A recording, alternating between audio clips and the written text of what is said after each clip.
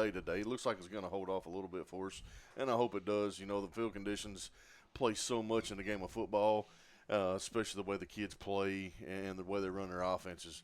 But, you know, coming into this one, guys, I don't know. I think it's going to be a real good one. We got a little different attack by both teams, and don't see anything but a good one happening here tonight.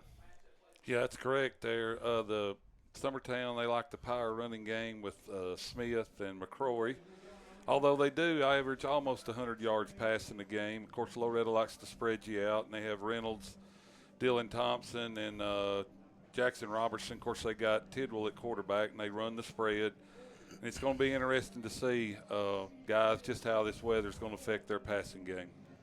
Coming into this game, Loretto will host a 2-1 overall, 1-0 in the region after a big 34-7 win at Harpeth last week. Summertown had 3-0, 1-0 in the region, defeating Hickman County at home 26-12. The Eagles looking for their first 4-0 start and their only other 4-0 start since 2016.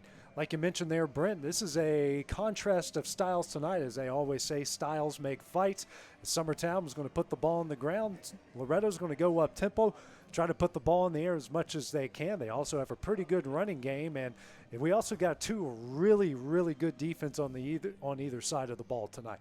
Yeah, Summertown, we had Summertown here at the Jamboree, and I called that game. And Summertown, they're solid on both sides of the ball at the line of scrimmage, and the only thing with Summertown, they got a lot of two-way players, and we'll see how, you know, their depth's going to hold up tonight. Of course, Loretto, you know, they like to throw the ball, and their defensive line, I think Summertown's defensive line may be a little stouter than Loretto's. What do you think, Dusty? I do. I think this game, you know, is going to be one in the trenches. This could be one of them old-school football games, just with the weather conditions. I'm not saying Loretto can't throw the football on Summertown. I'm just saying that this game, with the conditions that we got, we could see this game won in the trenches tonight. So I think it's whoever gets the push up front, and we're going to see a lot of heavy football tonight. Yeah, McCrory averages 6.3 yards a carry, and Smith 4.3 for Summertown. So if they carry it back to back, that's almost that is a first down. That's a first down right there. That is a first down. Yeah. So Summertown will get the ball to start things off. They'll be wearing the white uniforms with white helmets, gray pants. Will start off on your screen going from right to left. Loretto wearing the all-black uniforms and the white helmets. They'll start off going from left to right. Also like to thank everyone on our X Sports Radio networks as well. Just getting ready to kick this one off. Decent crowd tonight over across the way. It's hard for me to see the Loretto fans, but Summertown traveled well with this weather condition.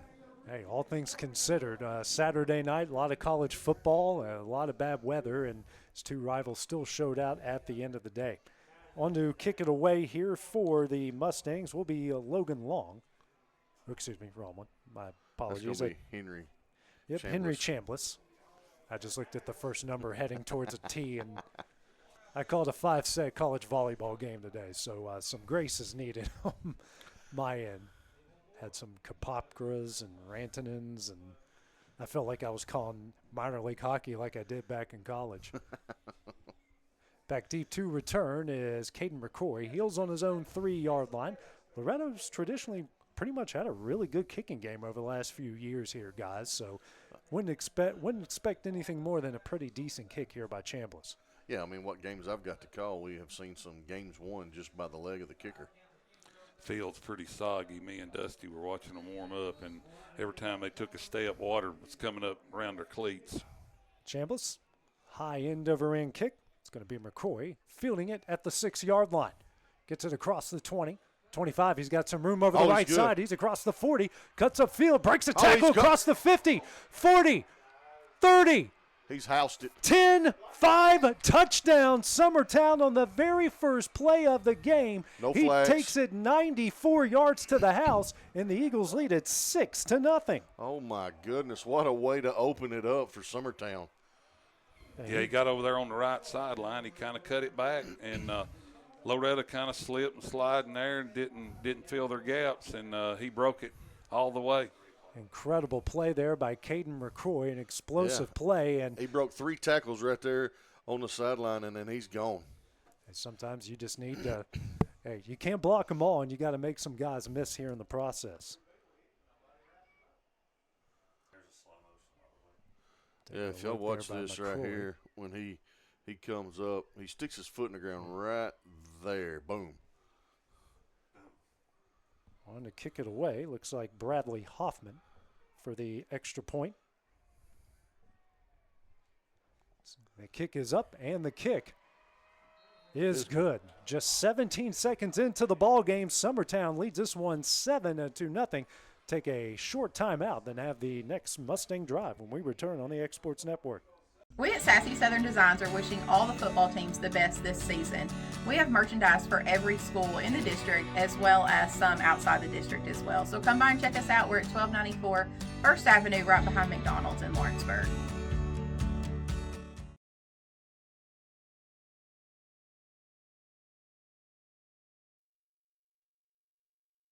Caden McCroy with a 94-yard touchdown kickoff return for a touchdown to open this rivalry game. They have the Bradley Hoffman extra point. Summertown guys with a 7-0 lead so far in this one. What a great way to start it off here for the Eagles as Hoffman brings his pretty fired up team back on the field. That's a way to get your team motivated right there. Back deep to return. Sorry, go ahead. No, that's all right. Go ahead. Back to return here for the Mustangs will be McDowell, Reynolds, and Robertson. Heels on their own 15-yard line. Yeah, we're going to have to see how Loretto can handle that, see if they can bounce back here on offense. Well, we'll say, guys, that the field didn't seem to be too much of an issue there. No?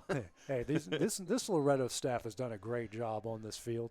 Oh, they almost you see all the drainage and whatnot. Yes, it looks like it's holding up pretty good for we're making up for 3 months of rain we didn't get here the last couple days. Hoffman, high end over in kick will be fair caught. And, a little bit extra, and they will throw a penalty flag as he fielded that one at the 30-yard line. So he will pick it up and add 15 more to it. That was Kason Bailey with the personal foul. Well, he dropped the ball. Will be a personal foul against the Eagles. So we have 2 plays in. We have our first personal foul, and we've got kickoff return for a touchdown. But if he dropped the ball, though. His knee was down, so when he gathered it and he got hit afterwards, I think he called fair catch. Yeah, too. that too. Yeah. And the boy didn't really go for the ball. He Right. just hit him, Yeah, so they'll take over for great starting field position here for the Mustangs. First down and 10 from their own 45-yard line. 3 receivers here to the right, 1 to the left. McDowell now actually behind Tidwell here out of the pistol. Quick throw out here to Robertson in the flat. And slips at the 49, cuts upfield, gets in the Eagle territory. And they're going to bring him down at the 48-yard line as Jackson Robertson makes something out of nothing there, guys. Did. Yeah, they missed a block out here in front of him, and he was a setting duck at the line of scrimmage. Robertson's such an explosive athlete. It's going to bring up second down and 3 here as they go quickly. Now 2 receivers each side. McDowell out of the pistol, gets a handoff up the middle, and we'll get it to the line of gain at the 45-yard line. Should be enough for a Mustang first down. Should be. Yeah, Loretto got pretty good penetration on that run right there. So 2 plays in, they get their first down. Taking a look at the sideline, this Mustang team will go fast. Mitted in here to the opening quarter. Summertown with a 7-0 lead. Same formation. Now handoff over the left side for McDowell. He gets stacked up at the 43, and actually they'll give him about forward progress to the 42. Brings up second down and 7 here for Loretto. That interior Summertown, they're going to have to hold up because Loretto's getting a push. So second down and 7 here for the Mustangs. They'll get on the ball quickly. They're having some trouble They're getting having the some ball to football get a ball out there. It's done rolled across the ground 3 times. And that kills a team when you're trying to go fast like Loretto wants to. Same formation, 2 receivers each side. McDowell out of the pistol behind Tidwell. Now straight drop back by Tidwell. He'll throws across the middle. He's got an open. Robertson makes the catch. He's across the 10, the 5. Touchdown, Mustangs. Just 3 plays into the game, and it is a 7-6 Summertown lead. Wow, what an answer by Loretto. Just Mason, he had all the time in the world in the pocket. He just stood there and let him get in his spot and hit him. Yeah, Loretto's offensive line, they blocked well right there. Summertown didn't get any penetration. He had all night to throw. What an I mean, he threw a dart, and Jackson had to make a guy miss there at the end, and it turned out to work. And I don't know if the kicker's on the field here for Loretto. They're looking for, or maybe this is a designed, this might be a designed two-point play here.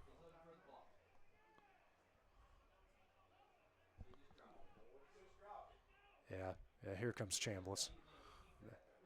I hope they don't have to use a timeout here. I but mean, they did might he not have to. realize that they scored a touchdown? I think he's looking for his tee. Yeah. He couldn't find his tee. Well, I mean, that's got to be the first thing you hang on to.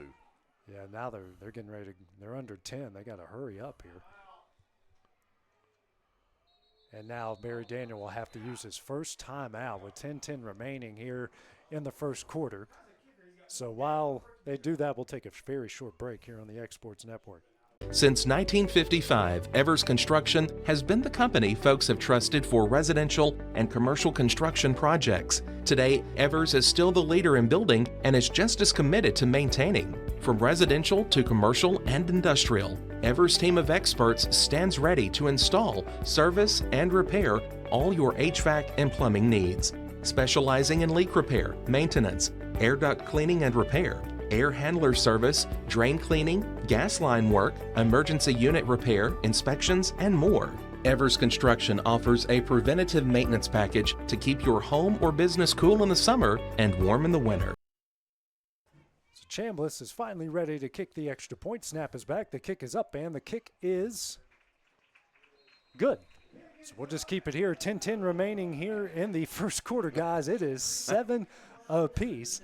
Loretto goes right down the field here on a 4-play, 55-yard drive right after Caden McCrory took the opening kickoff, 94 yards to the house. And I don't know if you had it on your bingo boards. We have 14 points in the first minute and 50 seconds of this game. I don't think anybody in the stands had this. I mean, we were sitting there talking about the weather and how this game could be determined by the weather, and they just literally made us look like we're liars. Yeah, explosive plays. You wouldn't think you'd have explosive plays like that Right. with conditions like this. No. I will say some of the most exciting games I ever covered, guys, were in horrible conditions. I remember doing West Virginia's final game at Rutgers, their final year in the Big East. They beat Rutgers in New Jersey, 6 inches of snow, 45-35. Wow, what a game. Yeah, I don't remember much other than Being frozen. being frozen and almost watching the Rutgers. They had guys that shot cannons after touchdowns. They tried one that looked like that thing exploded into 5 different pieces. I'm not a fan, even though I'm a Mountaineer fan, I'm not a fan of guns, cannons, or anything at games that can scare you in a heartbeat. Now we're looking for Loretto football here. I mean, Finally get them one in here. Well, I know they've got kicking balls now. You can have kicking specific footballs. So here we go. Chambliss on the kick it away. McCrory with his heels on the 3-yard line. He took it 94 yards to the house on his very first kickoff of the game. So 7-all here. I don't know that I'm kicking to him this time. Yeah, Summertown kind of kicked away from Loretta's, Yeah. return man, and Loretto kicked it right to McCrory. This time a high end over end kick. Going to be fielded there at the 25-yard line. He's got some room across the 40 and out of bounds at the 44-yard line. That was on the Casey turn Bailey. there. That was Case and Bailey, and they will give him forward progress there to the 44. And great starting field position here for Summertown at their own 44-yard line. Stoll, he's the quarterback for Summertown. He's a veteran player, Dusty. Like I said, they average just under 100 yards passing. I know that's not a lot, but for a running team like Summertown, it's pretty good. They kind of lull you to sleep on those play-action plays. If they can get the running game going and hit one of those quick hitters over the middle, could be trouble. 2 receivers to the right out of the wing T formation. And it's a handoff up the middle. I believe that is Quint Smith. It was. He takes it over to we'll give him forward progress to the 47-yard line. 3-yard pickup brings up 2nd down and 7. Yeah, he's an off-tackle guy. He likes the middle of the field, the middle of the line. He likes power runs.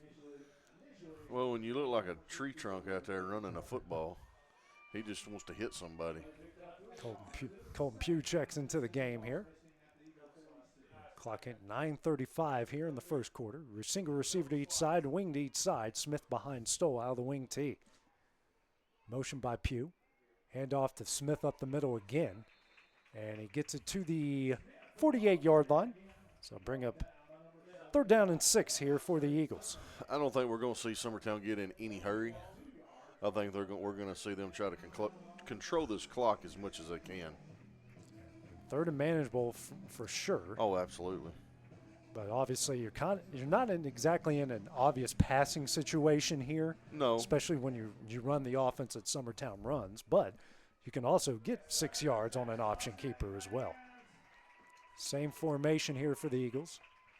Stoll under center. Pugh goes in motion. Straight drop back. He's going to throw it deep. He's got him open. Makes the catch. What a to pass. The 10. Touchdown. Peyton Nihas makes the catch, and the Eagles lead at 13-7. Ooh, boys. Stoll, he put it right on the numbers right there. On the money. Nihas on the catch. And just like that, guys, it is 13-7 Eagles. Call me a liar again.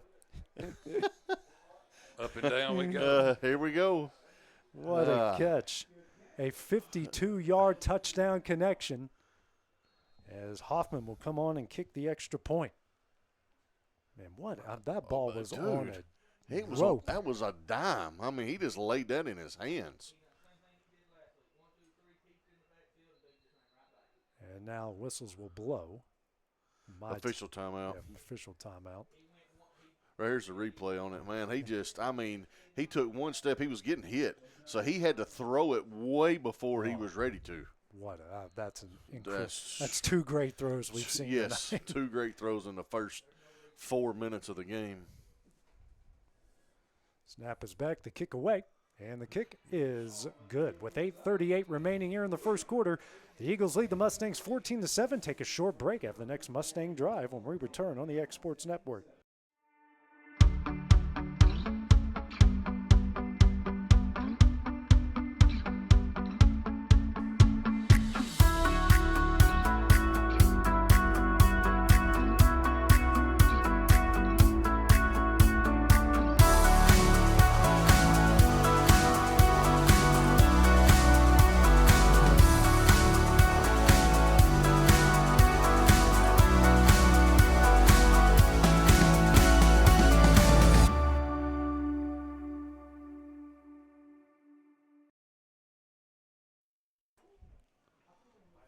Three-play, 56-yard drive capped off by Jaden Stoll's 52-yard touchdown connection to Peyton Nihas.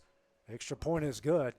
Scoreboard is right, ladies and gentlemen. Summertown leads Loretto 14-7 with 8:38 remaining here in the first quarter. I mean, this has been some high potent offense. This has been fun, guys. I didn't even think we were going to see this on a soggy field on a Saturday night, but that's what we're getting. I thought we was fixing to see one of those 10-7, just run it down. You just run. Yeah, that's what makes football special, guys. Absolutely. Hoffman on the kick it away here for the Eagles. Another high end-over-end kick. Hunter Smith calls for the fair catch, and he will make it. Looks like right there at the 34-yard line. We'll see where they mark it. 33-yard line, that's where he'll field it, and that's where the Mustangs will take over 1st down and 10. Went right down the field on just 3 plays on their previous possession. See if they do it again here. Such an explosive offense that this Mustang team has. It is.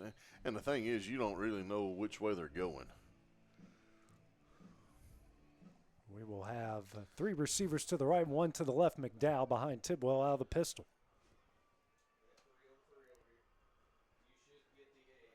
Handoff here to McDowell over the right side. He breaks 1 tackle, gets across the 35, across the 40, and very close to the line to gain for a 1st down. And I think they're going to give them enough for the 1st down. It's a great run. He got a big hole in this side. Well, when it started, I thought he was going to get more than that. I did too.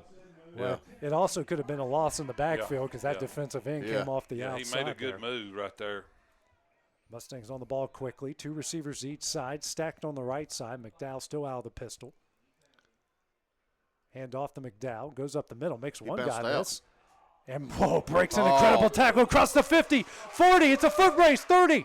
Makes another guy miss. Still going and down to the 12-yard line. And officials are even down on the field here. And a great run by Nicholas McDowell. Good job by Eli Schaefer to chase him down.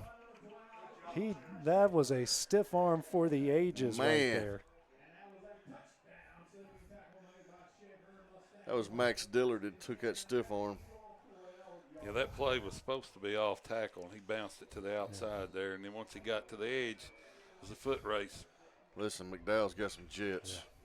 Yeah. Now another my time called here, trying to get the chain set on the opposite sideline. Clock still running at 7:47 here, and we'll continue to go.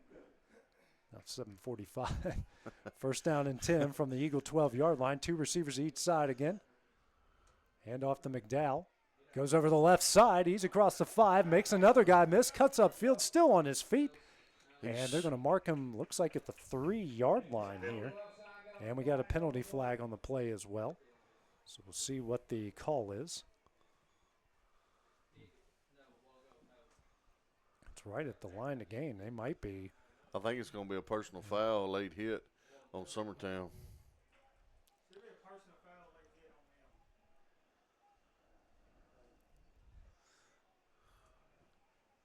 I believe it's going to be on Caden McCrory too. Yeah, I think Loretto, they're trying to run it off tackle, but he's bouncing it to the outside and getting a lot of good yards there. So there will be a personal foul called against the Eagles. And that will put the ball probably at the 1-yard line. That's where it will go. So just a 2-yard penalty, but still first down and goal for the Mustangs. Back on the ball quickly here. Still with the spread formation. Hand off to McDowell. Goes up the middle, but gets stacked up at the 3-yard line. That's Quinn Smith on the play, and they'll give him forward progress back to the 2. What a job by Quinn Smith, our first tackle for loss in the game. Yeah, he's Summertown's leading tackler, middle linebacker. He met him right in the hole. Under 7 left to play here in the first. Second down and goal for the Mustangs from the 2. Now handoff over the right side. McDowell running out of room here, and he's going to get brought down at the 7-yard line. Great pursuit there by the Eagle defense. 5-yard loss. Is that number 60? 66 there, Dustin. 66 is Kanan Klinghardt. Great job there by Caden. So that's a 5-yard loss. It is third down and goal from the 7. Summertown looking for a big stop right here. This is huge. 2 receivers still left with the tight end. Single receiver to the right. McDowell behind Tidwell out of the pistol. Play action. Tidwell now rolling out to his right. Cuts up field. Still on his feet. He's going to roll to the 1-yard line. If he would have kept his feet, he's in the end zone, but he rolls to the 1 on a 6-yard pickup. So fourth down and goal from the 1. And more than likely, and they're not even thinking about kicking this thing. No, there's no way they're going to kick. Ball actually inside the 1-yard line here. Fourth down and goal. Same formation here for the Mustangs. Eagles stacking up the box. Tidwell calls his own number, and he's going to get in from a yard out. And the Mustangs have cut the Eagle lead to 1 at 14-13. Wow. Hey, another answer by Loretto. May not be much defense tonight, guys. Hey, and they're hitting. Yeah, they're hitting. But it just it looked like originally, as we're checking out the replay here, was some penetration early on from the Eagles, but Tidwell kept his feet, made a good cut, and got in from a yard out. So Chambliss is ready this time to kick it away for the extra point. Clock stops at 5:33 remaining here in the first.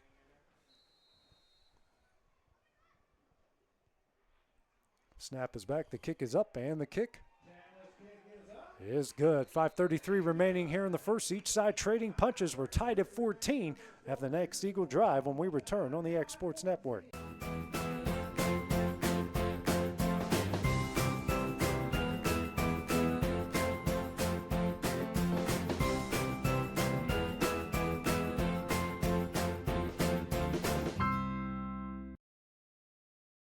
Arts, crafts, stationery, journals, books, educational toys, wrapping paper, devotionals, greeting cards, and much more can all be found at Paper and Thread in downtown Lawrenceburg. Shop local to find the perfect gift or have a custom gift basket made for just the right occasion. Paper and Thread has a party room now available for birthdays, classes, and so much more. We could go on and on about all the neat things you'll find at Paper and Thread, but you just need to hop in your car. 7-play, 67-yard drive capped off by Mason Tidwell's 1-yard touchdown run. Add the extra point. We're all tied up at 14, 5:33 remaining in the first. Rain starting to come down here at Loretto as Chambliss on to kick it away. Low line drive fielded there at the 18-yard line. That's Bailey again, cuts up field, makes one guy miss. And we'll get down to the 34-yard line, and that's where the Eagles will take over, first down and 10. Yeah, we got some rain coming down, and there's more coming in. As long as there's no lightning. That's it. My way, I called UNA's volleyball game earlier today, and my trip from Florence to here was, well, I thought I was going to have to build an ark, guys, to get here for kickoff, as bad as it was coming down in Florence. Clock at 5:25 remaining in the first, tied up here at 14 as these two rivals are just trading punches right now. Summertown sends two receivers to the left, a wing to each side. Smith is the fullback here in the backfield. Jaden Stoll under center. Motion by Pugh. Stoll going to call his own number, cuts upfield. He's across the 40, 45, and brought down right at the midfield stripe. But we do have a penalty flag on the play, and looks like this one is coming back. Stoll, he showed a burst of speed right there. Yep.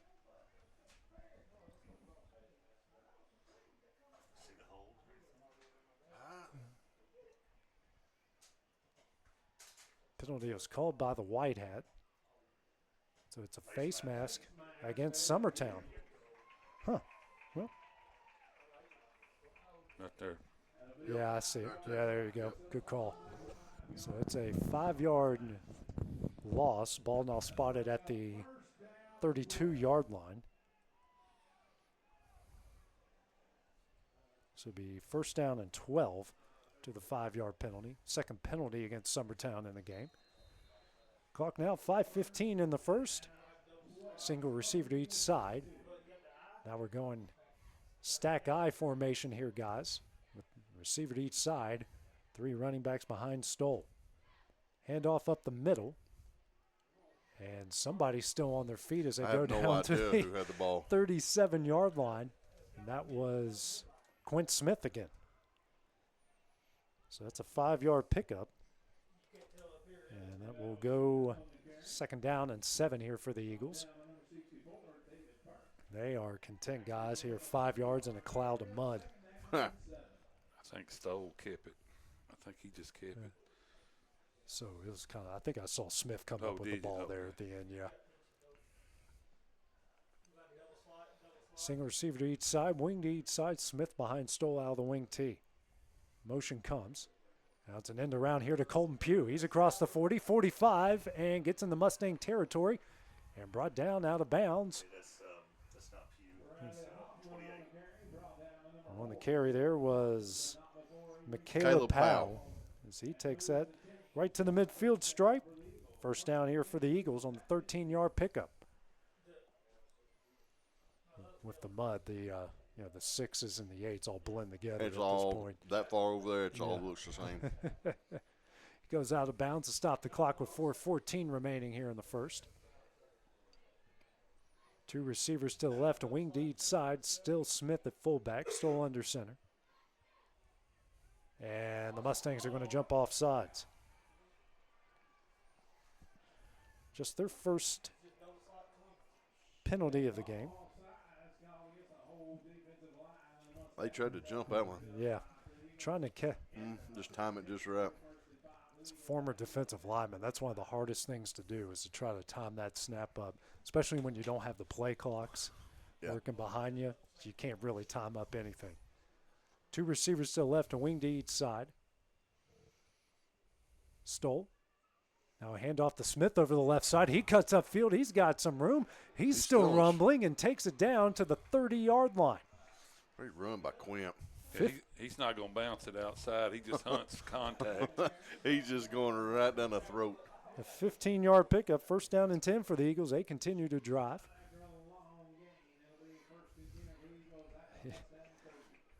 Loretto's got 7 first downs, Summertown with 3. Their first score was a 94-yard touchdown by Caden McCrory on the opening kickoff. So under 4 minutes left to play here in the first. Eagles driving deep in the Mustang territory. That kind of set the tone for the game, though. Yeah. Single receiver to each side with a wing to each side. Pugh goes in motion. Now a handoff here to McCrory. And he maybe got back to the line again. I think they'll give him forward progress to the 28. 2-yard pickup, and that will bring up second down and 8.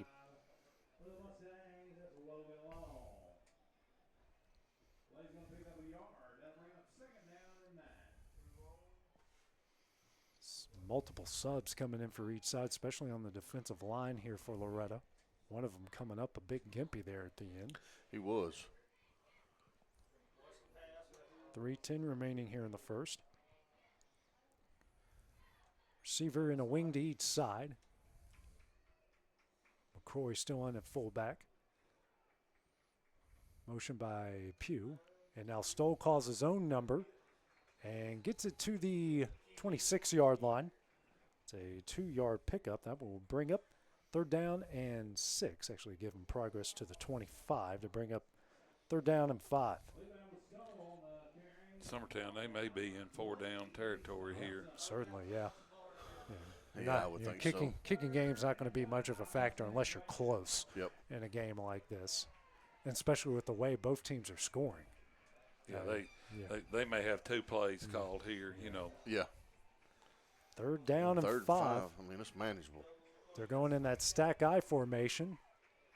2 receiver to each side. Handoff up the middle, and McCoy got it right at the line of scrimmage and going in nowhere, and that will bring up 4th down and 5. I think they're going to give them a loss of a yard in the process. Back to the 26. Boy, Loretto just stuffed the middle. They were ready for that one. Under 2 left to play here in the first. So the Eagle offense is going to stay on the field here. We'll give them, they did give them back to the original line of scrimmage there to the 25, so it's 4th down and 5. That's the first time Loretta's defensive line has got some good penetration tonight. Summertown, they've been blocking pretty good. They have. I'm going to spread it out. 2 receivers to each side. McCrory to Stoll's left here out of the shotgun. Now McCrory gets a handoff, and he's going to get the first down and more up the field into the end zone. Touchdown, Eagles on 4th down and 5. And McCrory punches it in from 25 yards out. Summertown leads at 20-14. Man, he just bounced the outside, and there wasn't nobody over there. Well, they kind of lined up the same way they did on the play before. Yeah. And Loretto probably thought he was going off tackle, and he bounced it to the outside, and he's got speed. Oh, he's definitely got some speed. Good blocking on the outside Yes, as it well. was. They just sealed off the edge and gave McCroy all the room he needs. So he's got a kick return touchdown and a rushing touchdown in this game. Minute 17 left. Hoffman on the kick to extra point. Snap is back. We do have a penalty flag here on the play. Yeah, McCrory in the Jamboree, he took the first handoff and went 70 yards in the Jamboree game that we had down here. So he's got burst. Well, he's had a real good first quarter, 92-yard touchdown return. And then, I mean, he's – false start here called against the Eagles, as that will back them up 5 yards. So this will be a 25-yard attempt for the extra point. Let's put the tee on the 15-yard line. We've seen him kick. Bradley's got plenty of leg. Kick is up, and the kick is good. So with the minute 17 left here, Summertown leads Loretto 21-14. Take a short break after the next Mustang Drive. We return on the X Sports Network.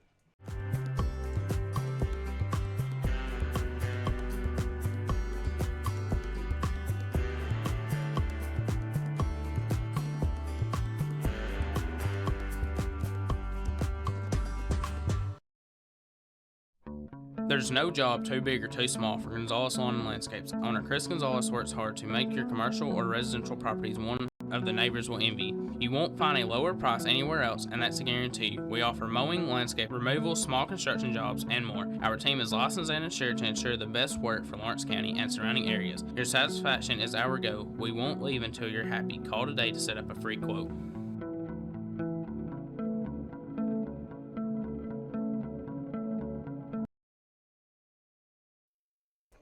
Sixth play, a 68-yard drive capped off by Caden McCoy's 25-yard touchdown run. Extra point is good. Summertown leading Loretto 21-14 with 1:17 remaining in the first quarter. Score is right, ladies and gentlemen. This has been a fun one between these two rivals. Hoffman on the kick it away. High end over end kick. Hunter Smith calls for the fair catch, and he will make it there at the 20. Looks like the 26 or 25-yard line. That's where the Mustangs will take over, first down and 10. Yeah, AJ, I didn't think our final score would be this much. Total. Yeah. Well, if history's any indication, Dusty and I are not great at predictions. No. No, that's not our strong suit. No, we don't make our paycheck off predictions. No. Rants on school administrations is where we make our money. Attaboy. I'm just kidding. I'm kidding too. Yeah, I don't want to. We've already gotten enough heat this week, Wrestling term there. So they did mark it at the 26.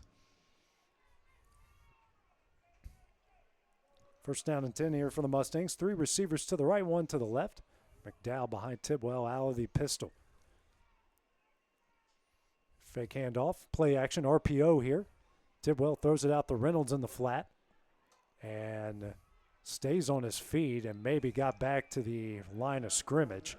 Maybe picked up half a yard. They'll give him forward progress for a yard to bring up second down and 9. If I'm not incorrect, I think that's the first time Reynolds has touched the ball tonight. That is correct. You're right. Robertson's touched it. McDowell, Hunter Smith. I'm trying to think if anyone else has touched it. And Mason, it's been it. 45 seconds remaining in the first. 2 receivers to each side. Second down and 9 here for Loretto. Robertson goes in motion to the left. He'll get the fly sweep, cuts it upfield across the 30, and gets to the 31-yard line for the 6-yard pickup. That's a 4-yard pickup. That will bring up third down and 5. See if they'll let it go. Nope, they're going to stay on the field. Under 20 left in the first. For Loretto, this is their second third down situation. The other was a third down and goal, and I think they're going to take this one into the corner. So after 12 minutes of play, we've got a crazy one on our hands here, folks. Summertown leads Loretto 21-14. Will continue the Mustang drive. We return here on the X Sports Network. Old School Rentals in Loretto, Tennessee is headquarters for all your rental equipment needs. Need a trailer? How about saws, tools, loaders, or generators? You can find all of that and much, much more at Old School Rentals. Owner Ryan Smith, located on North Main Street in Loretto, Tennessee. Truett's Garage Doors in Leoma, Tennessee is your one-stop for new garage door installations for all commercial and residential buildings, plus they offer full service on all existing doors. Need a new garage door opener? Truett's Garage Doors has you covered. As an Amar Gold and LiftMaster dealer, Truett's Garage Doors offers the best pricing anywhere in the area. A family-owned and operated business, Truett's Garage Doors has been helping Tennessee and Alabama residents since 1999. Call the pros today at Truett's Garage Doors, 931-201-6464. Oliver Wellness and Massage, located in Pulaski, Tennessee, is your premier spa for massage therapy, salt therapy, IV therapy, tanning, and much more. Stay relaxed, look your best, and feel good at Oliver Wellness, located at 1187 West College Street, Pulaski, Tennessee. Starting the second quarter here, Summertown leading Loretto 21-14. It's a third down and 5 here for the Mustangs. 2 receivers here to the right, 2 to the left. McDowell behind Tidwell out of the shotgun. Tidwell, play action. Looks over the middle, now rolls out to his right. He's got some room to run. He'll take off, cuts up field, and will get out of bounds just enough for a Mustang first down to the 36-yard line. Yeah, I was watching Summertown's defense. they're not going to let Reynolds get the ball. I mean, they are shadowing him everywhere he goes. They got somebody over the top the whole time. Give him progress to the 37 or 36 and a half, either way you look at it. First down and 10 here for the Mustangs. Same formation. Tidwell now hands over to McDowell over the left side. And Niehaus tries to make the tackle and can, and McDowell gets tossed into the mud here. Stays on his feet, though. They will get him to the 39-yard line. 3-yard pickup will bring up second down and 7 for McDowell. Good job by him. That looked like it was going to go for a no gain, a 1-yard gain, or a 2-yard loss, and he turned it into a 3-yard gain. Yeah, he didn't give up on the play. Got to the outside here. Second down and 7 from the Mustang 37. 2 receivers to the right, 1 to the left with the tight end. McDowell. It's not McDowell this time. He gets to the 40-yard line where he gets stacked up. Andrew Riley there on the carry. Gets it to the 40. We'll bring up third down and 6.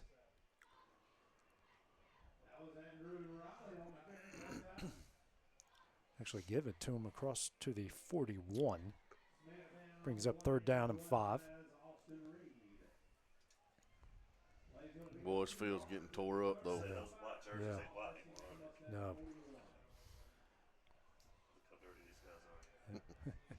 Minute that mud in. just running off of them. 2 receivers to each side. Minute into the second quarter. Tidwell, play action. He's got Robertson over middle. Doesn't take it. He'll take off. And it rolls. He'll get the first down and more. Still on his feet. Still chugging. Still going and gets it to the 49-yard line. Actually, forward progress to the 50. What a run by Mason. A lot of contact there. He just kept going. And Tidwell, he's a good athlete. A little spin move right there, and it got the extra 2 yards to get him the first down. I could have swore he's going to be 2 to 3 yards short of a first down, and he turned that into a first down run. He sure did. 3 receivers to the right, 1 to the left. Riley behind Tidwell here out of the pistol. Now calls his own number on the RPOs. Got his man. It's in and out of the hands of Robertson. It wasn't. Yeah, that was Robertson. That was Robertson. Yep, in and out of the hands. Yeah. I think he tried to run there before he caught it. He was going to get some yards. Yeah. And that was a good throw from Mason there. But again, like you guys mentioned, field getting tore up a bit. Ball could be a little bit wet. 10:24 remaining in the first half. Same formation. 2 receivers to each side. Riley behind Tidwell out of the pistol. Straight drop back this time. Tidwell all the time in the world now rolls out to his right slightly. Taken off now and gets in the Eagle territory right down to the 49-yard line. 1-yard pickup here. And we'll bring up third down and 9. I think if Mason would have tried to run a little earlier there, he would have got a big chunk of yards. Mm-hmm. Yeah, he kind of held it too long when he decided to take off. He was wanting to get it to Reynolds, but they're basically double teaming him. Yeah. They've taken Reynolds, or not taking him out, but they're trying to. That's their last resort. Yeah. It's good coverage downfield there Yes, by the Eagles. Good protection up front for Loretto as well. Yes, it is. That line's holding up. 2 receivers still left with the tight end. Single receiver to the right. Tidwell drops back out of the shotgun, throws over, intended for Dylan Thompson. Here comes a penalty flag, and that's going to be pass interference. Did get those hands over Thompson there. And will be pass interference here against the the Eagles. Taking a look at the replay. I thought he got his hands over him. Yeah, it's pass interference. He was wrapping him up with his right arm.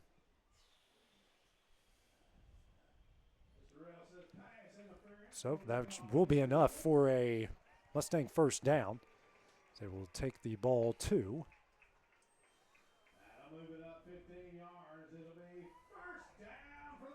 Looking for a ball that will get them to the 34-yard line. I think they've moved Reynolds to the backfield there. They have. They're going to try to get him the ball. What Summertown's doing is that they got a man taking him at the snap, and as he moves downfield, then he releases him to another guy. They're just not letting him get open. The bracket coveraging him, one underneath and one over top. Mm-hmm. Reynolds is the running back out of the backfield. Tidwell now hands over to Reynolds over the left side, and McCoy stacks him up in the backfield and drops him at the 25-yard line. Great tackle there, the 35-yard line. Great tackle brings up 2nd down and 11. What a great job there by Caden McCroy. Yeah, he had that read the whole way. Reynolds didn't have anywhere to go. Riley comes back into the game, and Reynolds will go back to the slot. Under 9 left to play here in the first half. 21-14 Summertown. 2 receivers each side. Riley behind Tidwell out of the pistol.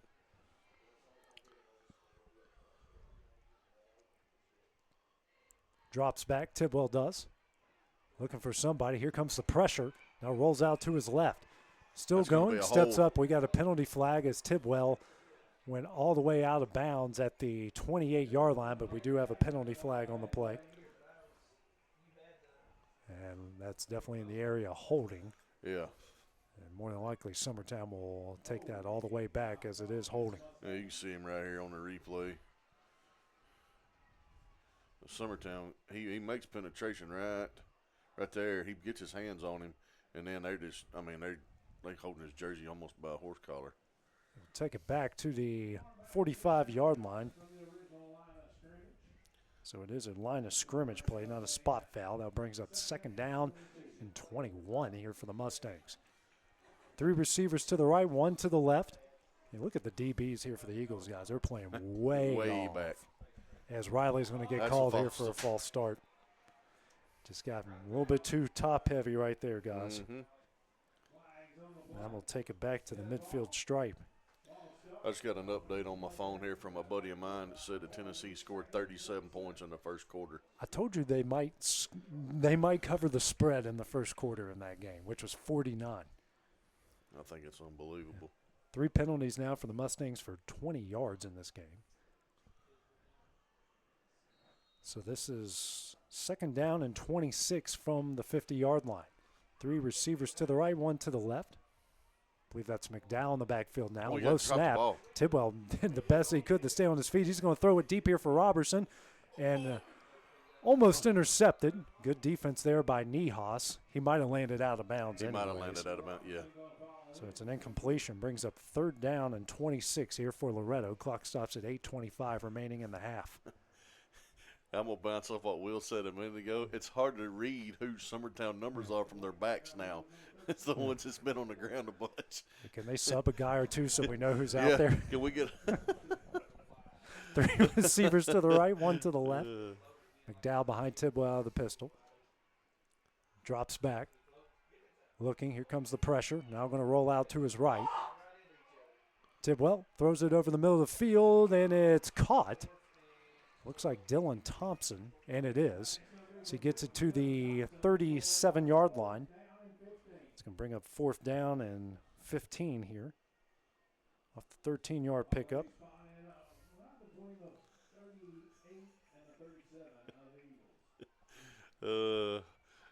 One of my best friends just texted and said they're playing single A high school football at Kentucky. Tennessee is. Yeah.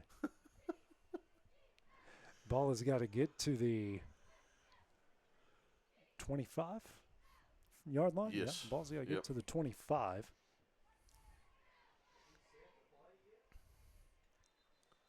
They're going to call a timeout. Timeout here. Loretto will with 7:32 remaining here in the half. We'll take that break as well here on the Exports Network. Welcome to Employee Resources Credit Union, where you're more than just a number, you're family. We provide financial solutions that rise above those of traditional banks. With roots stretching back to 1964, we've served 4 generations during constant industry changes. We're known for our low fees and incredible rates. Join us and experience the credit union difference. ERCU, not for profit, for service.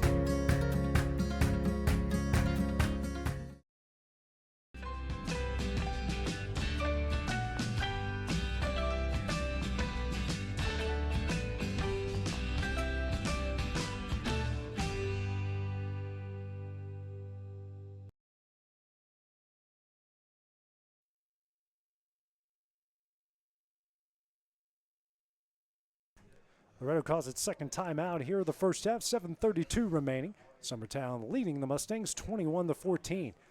It's a 4th down and 15 here for Loretto. They got to get the ball to the 23-yard line. 3 receivers to the right. Reynolds, a lone receiver, and he's got 3 guys eyeing him over to the left. Tidwell drops back. Pressure coming. Throws it over the middle. That's intercepted by Quinn Smith. Smith takes it over the left side. He's in the Mustang territory across the 40 and gets brought down at about the 36-yard line as the Summertown's going to take over 1st down and 10 here deep in the Mustang territory.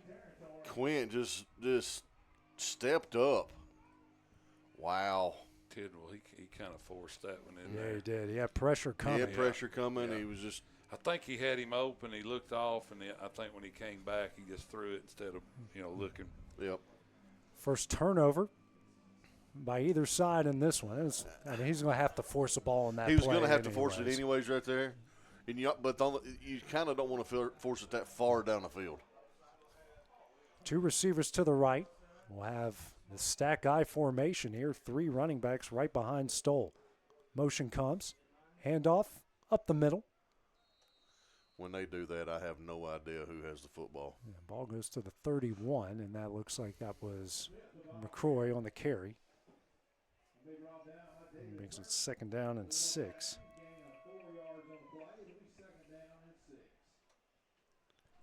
So the clock goes under. 6:55 remaining here in the half. Summertown has all 3 timeouts remaining. Loretto with 1. Oh, that's right. They had to burn that one on that PAT. On the extra point, yep. Yeah. 2 receivers to the right, wing to each side. Croy behind Stoll here in the backfield. Now gets the handoff up the middle, and he will get it to they're going to mark him at the 28-yard line. 3-yard pickup here. And we'll bring up 3rd down and 3, or maybe 2 it looks like. And give him let's do the 28. Yeah. So it's 3rd and 2, very manageable. And they're having to sub out some linemen, Summertown is here in this situation. Clock to hit the 6:05 mark here. No, I'm looking to see the numbers. It's on there. I've got Will's got this awesome monitor here where I can see everything. That is McCroy in the backfield. Tight formation here out of the wing tee. Stoll, and he's going to get Loretto to jump, and that will be a 1st down on a penalty here. Yep. Offsides, and that will give the Eagles a 1st down. And we'll take it to the 23-yard line. Man, you was right, Brent. These short penalties are just they're eating them up right here. Killing drives. Right here at the end of the first half. Well, in this situation, it's helping Summertown. It's helping Summertown, yes, it is. And the clock is rolling. The clock's here. still rolling. Yeah, Summertown's right where they want to be right now. 5:30 remaining. 2 receivers to the right, 1 to the left. It's a shotgun formation. McCroy beside Stoll. And he'll take call his own number across the 20, 15, He's 10, gonna score. 5, and he will. They're going to mark him down at the 1-yard line. Took that 21 yards to the 1, and his knee was probably down just a hair short of the goal line. So they will have it. The nose of the football is 6 inches from the goal line here. About at the 5-minute mark here left in the first half. Great job by Stoll. He reads that option so well. Yeah, he holds it in there and he just pulls it out. Yep. I mean, he's faking us out. I mean, imagine what he's doing to that line who can't see. They're just going off looking, Tight wing tee.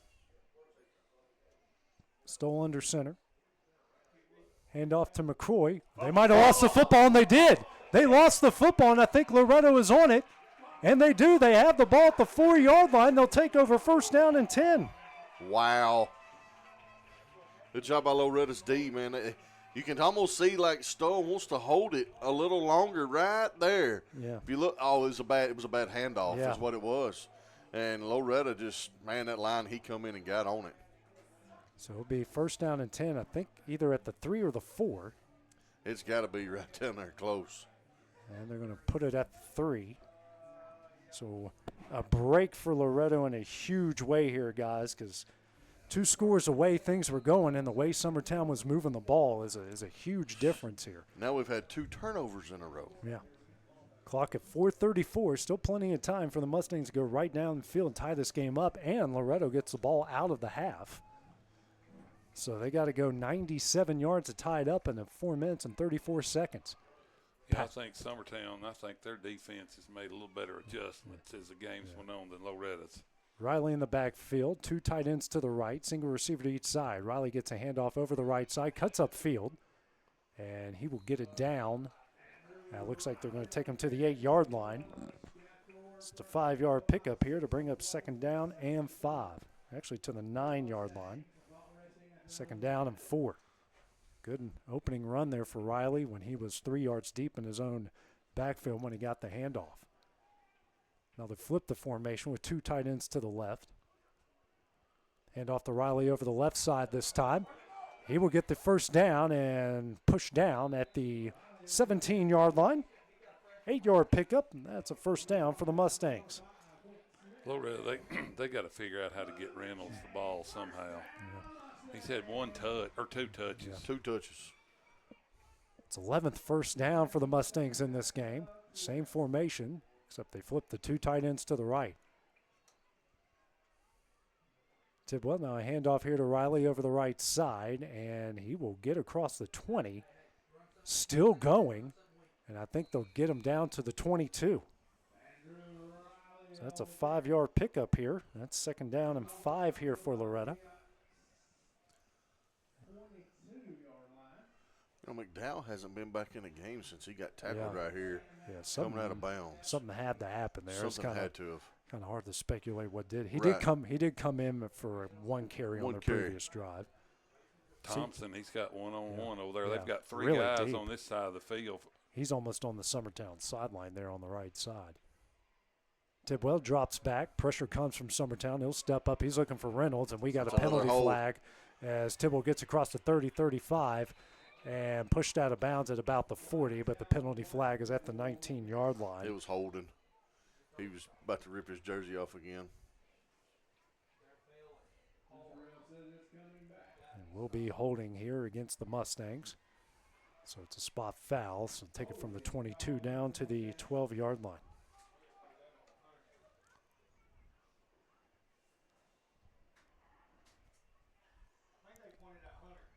Hey, I said we was going to be close to an ESPN production. Now that I got a screen in front of me, it does instant replay. Yeah, you're not even looking at the game. No, man, I'm watching this.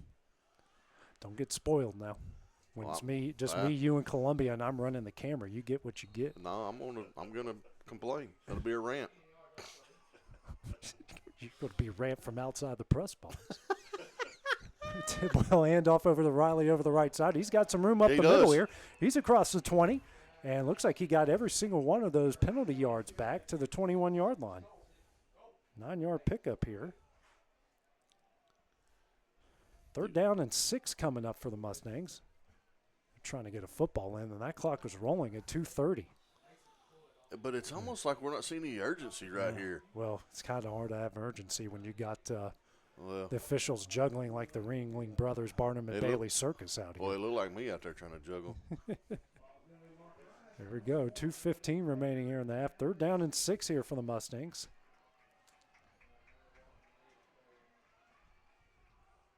Tidwell now a handoff to Riley. Breaks a tackle, cuts up field, and brought down right at the 26. He's hurt. Oh, he's hurt. Yeah, and he is hurt on the process.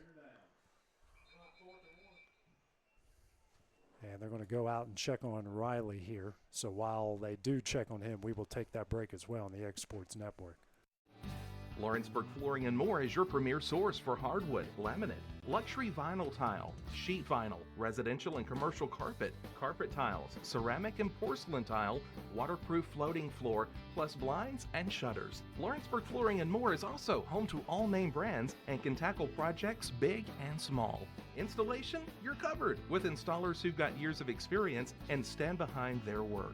Let Lawrenceburg Flooring and more. Make your design dreams a reality. 2760 Highway 43 North or visit lawrenceburgflooringandmore.com.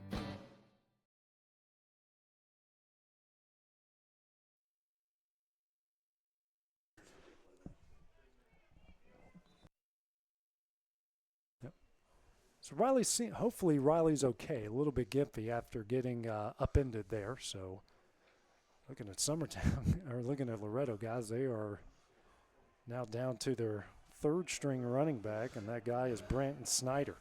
So it's a 4th down and 1 here. Loretto already 1 for 1 on 4th down. That was a Mason Tidwell touchdown run. And looks like we had trouble with, or did he fumble the snap or had trouble with the snap? Summertown's got the ball. Yeah, Summertown's got the ball. And they That's will Summertown's take over ball. 1st down and 10 from the Mustang 26-yard line. That was a bad snap. That was Yeah. a fumble. Yeah. Right here. Just not made. I don't think it made it out. I think it hit him hit himself in the butt. Yeah, just a bad snap. They'll take over 1st down and 10 at the Mustang 27-yard line with 1:38 left, guys, and all 3 timeouts. There's plenty of time for Summertown to get some kind of points out of this. That's another huge turnover. Yeah. We've had 3 straight possessions with turnovers. And these are big turnovers. Yeah. Like you said, Loretto gets the ball coming out of the half. But Summertown could score here. You know, that puts a little bit of a cushion. Wing and a receiver to each side. McCoy is the fullback. It's a handoff over the left side. They just missed a face mask there as he gets across the 25 down to the 23-yard line. Or maybe I thought I saw a face mask there. It looked like he turned his head. We do have a penalty flag here on the play. And McCoy slow to get up here. And it was a face mask. Yeah.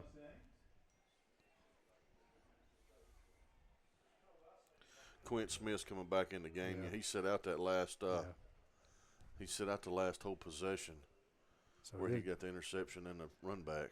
It is a face mask here. So that's another 15 yards on the Yeah. spot.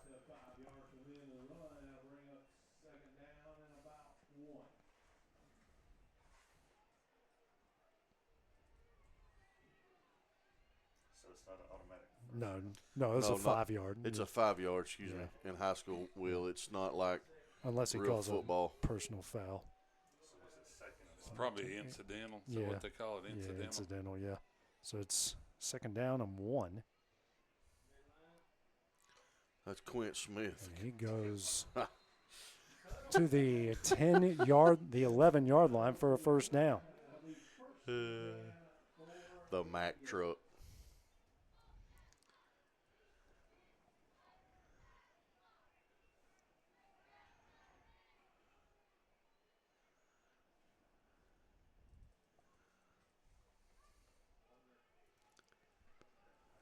Under a minute to go. 55 seconds here. 1st down and 10 from the 11. They can get a 1st down at the 1.5-yard line. Smith gets a handoff over the right side and stays on his feet down to the 7. See what Dan Winfrey and company do here, and I think they will call their first timeout with 34 seconds remaining here, as we'll keep it here for the time being, as it's 2nd down and 6 from the 7-yard line. These turnovers, they're putting a lot of pressure on Loretto's defense. Yes, they are. Got a stop here for Loretto would be huge. Oh, but, I man. mean, still just a touchdown game. Yes, it is. And Loretto gets the ball to Yeah. start the second half. But Summertown, they're going to lean on that running game. And they got 2 timeouts to play with in the process. They got Smith. And he's getting about 6 yards a clip right now. Yeah. Shout out to all the fans here. Man, I'm telling you guys, it's awesome to see on, like you said, AJ, on a Saturday night high school football. Good showing from terrible Summertown. weather we've had. Good showing from Loretto as well. The student section is packed down here. To They the are. left. Summertown student section is good as well across the way. It just means so much. It's like we talk about these rivals, our in-county rivals. And this right here just has a little bit extra on it. Will just went the hyper speed to get it back to the. I just got dizzy. Am I at Disney World? Is this Guardians of the Galaxy right now? I feel like I was on Space Mountain. Woo! We're awful. Now Stoll going to call his own number. Oh, he slipped and gets down to the 6-yard line. He had some room to run. He did. I'll bring up 3rd down here as Stoll got to the 6. Summertown calls the second time out. Clock will stop at 23.5 seconds left here in the first half. 3rd down and 5 here from the 6-yard line for Summertown. So still with 1 timeout remaining. I would venture to say this is Hoffman's field goal territory, but with wet, soggy conditions, and he's got to kick it where all the big uglies have been churning away for the last, what time is it? Last hour. That's not an ideal spot to kick, even with the tee. Yeah, I'd say Summertown. How many timeouts they got left? One? Yep. Well, Loretto's got a timeout left as well. Starting those rumors already, aren't you? Trying to get Tom Brady to the Dolphins? Is that what you're doing? jersey. Oh, my gosh. My wife will never let you back in our house if you do that. Mary Lee, I know you're listening. I will come over to your house tomorrow wearing my Michigan Brady jersey. Oh, man. 3rd down and 5 from the 6. Eagles got to get it to the 1 just to pick up a 1st down. I formation, tight end to the right, single receiver to each side. Smith and McCroy in the backfield. Hand off to McCroy. Breaks 1 tackle, but he's going to hang on, and he barely gets back to the line of scrimmage. Great stop there. That was Thomason on the stop. Blaze Thomason just holding on, making the stop, and that will bring up 4th down. He maybe got back to the 5, and with 3 seconds left, that's where Summertown will take their final timeout. So I believe this is Bradley Hoffman territory here for the Eagles. I think so. well, they let time run out there. Yeah. I think they were going to run another play. Yeah. They would have called timeout, quicker than that, I wish we could find Bradley's dad over in the stands, Will, so we could see him. Yeah, well, it's starting to come down. Starting to see some more rain, yeah, especially on those tight shots there. I was looking for Bradley's dad. I don't see him. Dan be a little nervous. Right there he is. No, that's not him. Bradley's a soccer player at Lawrence County High School. Yeah. It is. Yeah. Yeah, I'm starting to look at the radar. Yeah, look at the lane right here. We're in the green. Hopefully that yellow stays south of us and doesn't affect us, but we're in the thick green area. So Hoffman will come on to try the field goal to make it a 10-point game going into the half. Yeah, this will be see where they put the tee. So they'll put the tee at the 13. It's a 23-yard field goal. Well, it's the hold. The catch of the ball. It is right down the middle. Yep. Snap back.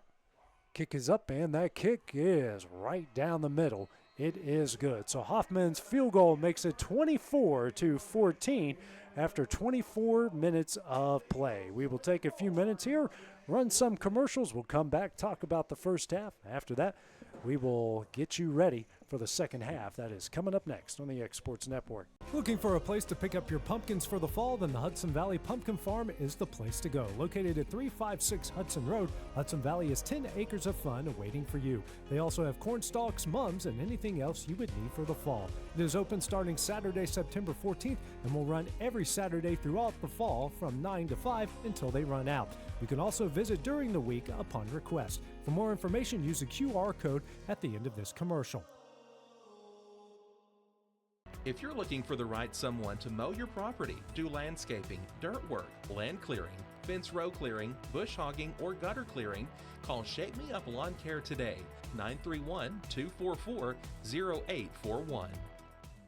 Jack Davis Insurance, located at 201 West Gain Street in Lawrenceburg, has you covered through life's obstacles. Jack Davis specializes in group insurance for businesses and institutions of all sizes. With coverage for life, accidents, cancer, critical illness, short-term disability, dental, and vision, Jack Davis can customize a plan to meet every need.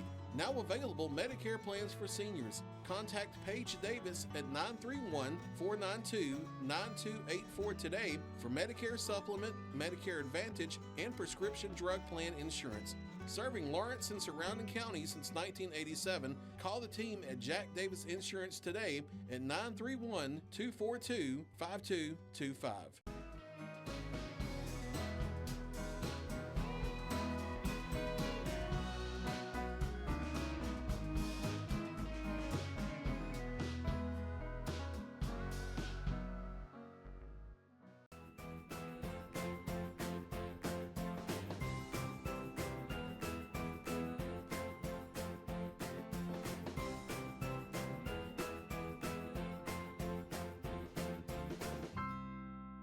Mac Brown has been providing photographic services for 55 years. During that time, Mac Brown photographers have photographed children, seniors, weddings, schools, musicians, and commercial businesses. The studio takes great pride in producing quality photographs and services for its many clients. While the studio has adapted as times have changed, their goal of providing excellent photography has remained constant. For more information or to schedule an appointment, visit their website at macbrownphoto.com or give them a call at 931-762-4263. Let the professionals at Mac Brown Photography turn your memories into treasures. Hi there everyone, this is Ann Marr with Coldwell Banker Southern Realty. I want to say a great big thank you, Lawrence County, for voting me as your favorite realtor. What a huge honor this is to be voted this by my many clients, my friends, my peers, the people I love. I greatly appreciate all of you so much. I have loved working with many of you, some of you several times, and I look forward to meeting and working with many more of you in the future.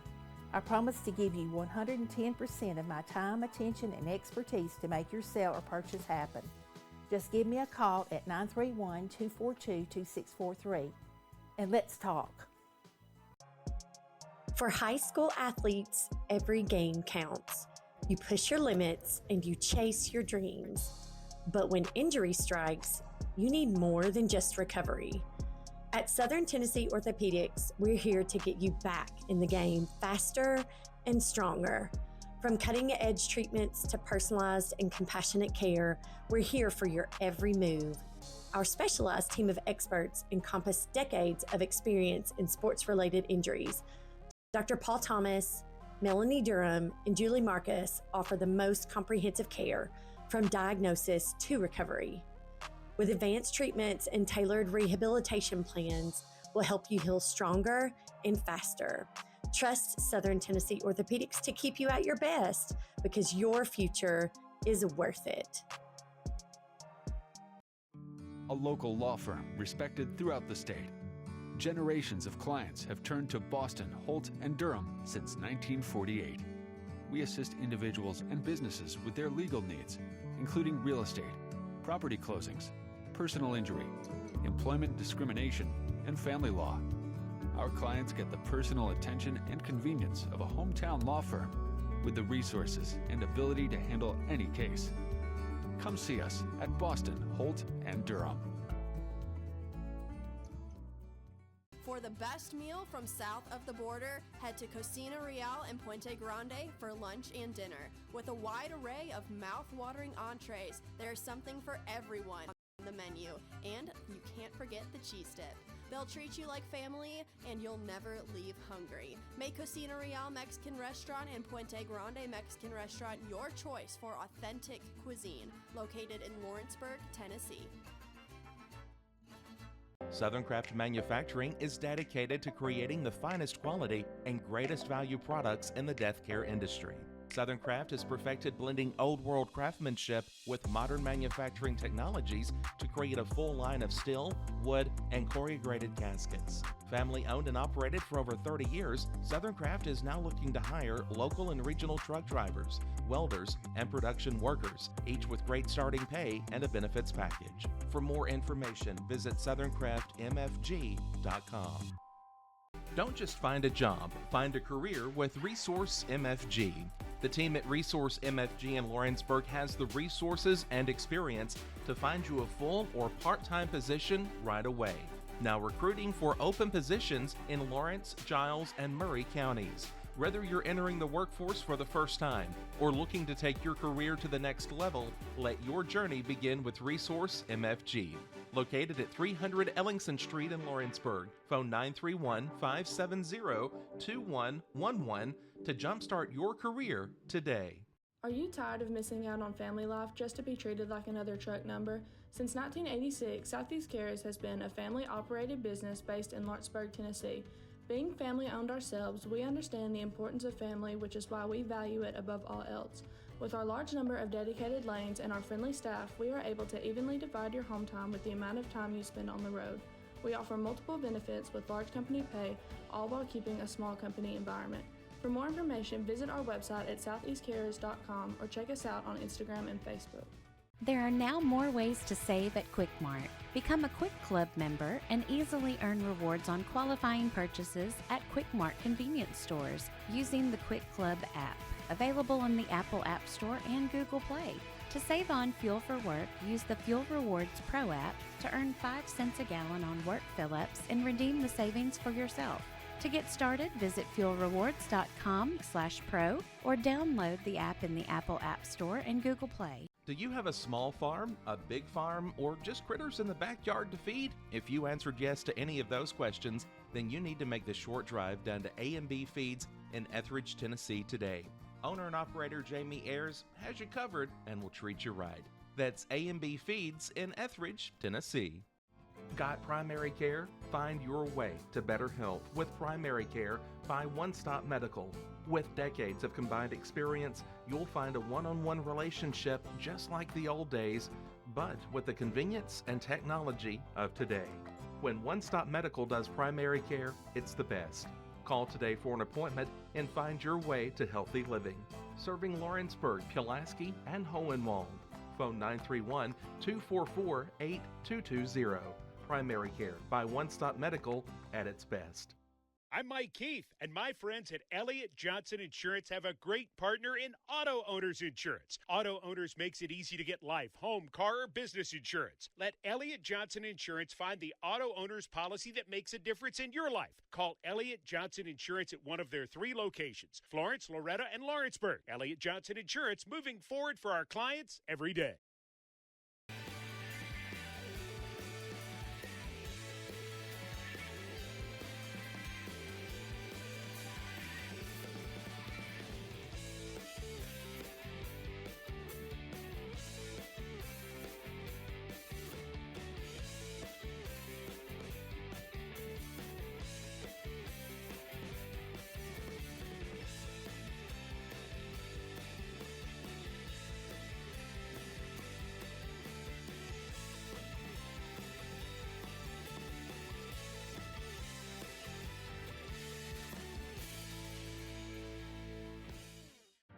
Since opening our doors in 1904, Builtwell Bank has existed to be the local economic engine for the communities we serve.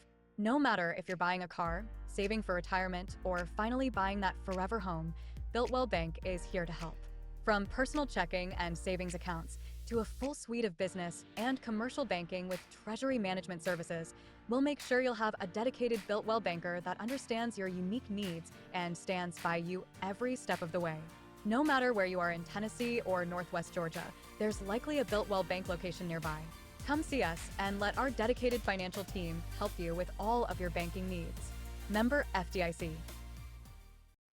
Back to school means back to savings at Heritage Automotive Center in Lawrenceburg, Tennessee. Act fast to grab incredible deals on new vehicles priced below invoice and pre-owned cars listed way below market value. Need help with payments? The friendly finance team is ready to assist with zero down, bad credit, or even no credit at all. Not looking for a new vehicle? Heritage is still your go-to for guaranteed exceptional service, parts, or auto body repair. Visit heritagegm.com. Heritage Automotive. Expect more, experience the difference.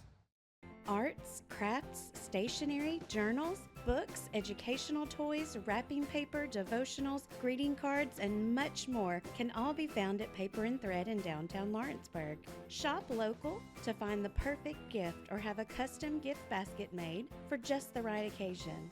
Paper and Thread has a party room now available for birthdays, classes, and so much more. We could go on and on about all the neat things you'll find at Paper and Thread, but you just need to hop in your car and head down there. 106 North Military Avenue in Lawrenceburg is where you'll find them and discover what makes Paper and Thread awesome. That's Paper and Thread in downtown Lawrenceburg, 106 North Military Avenue, just north of the square. At Old South Wood Preserving in Summertown, Tennessee, we provide quality pressure-treated wood products for the ag fence and the post-frame building industry. Our tried and true process of preserving wood, utilizing the latest technology in the industry, ensures that our products stand the test of time. Our team works tirelessly together to make sure that our customers are treated with the best service and care each day. I'm Eric Stoll, and as the owner of Old South Wood Preserving, my goal isn't to be the biggest supplier in the industry, but rather to be the very best at what we do. Build your project with Old South Wood. Learn more at oldsouthwood.com or call us at 931-762-9663.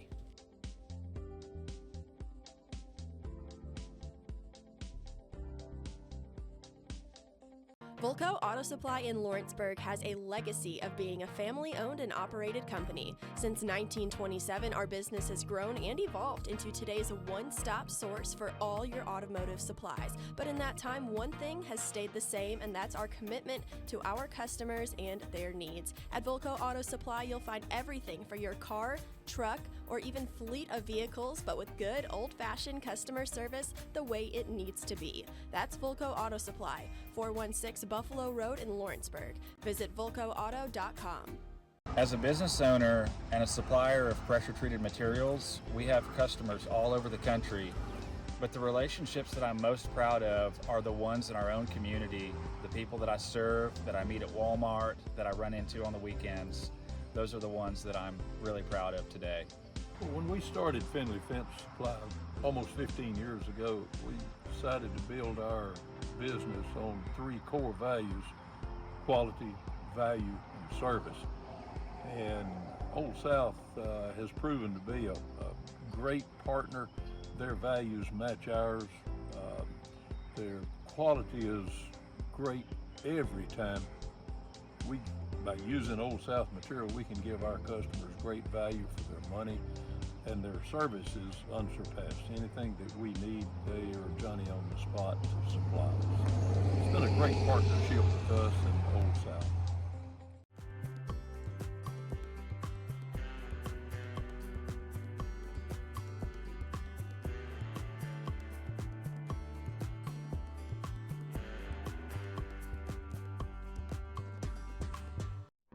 There's no job too big or too small for Gonzalez Lawn and Landscapes. Owner Chris Gonzalez works hard to make your commercial or residential properties one of the neighbors will envy. You won't find a lower price anywhere else, and that's a guarantee. We offer mowing, landscape removal, small construction jobs, and more. Our team is licensed and insured to ensure the best work for Lawrence County and surrounding areas. Your satisfaction is our goal. We won't leave until you're happy. Call today to set up a free quote.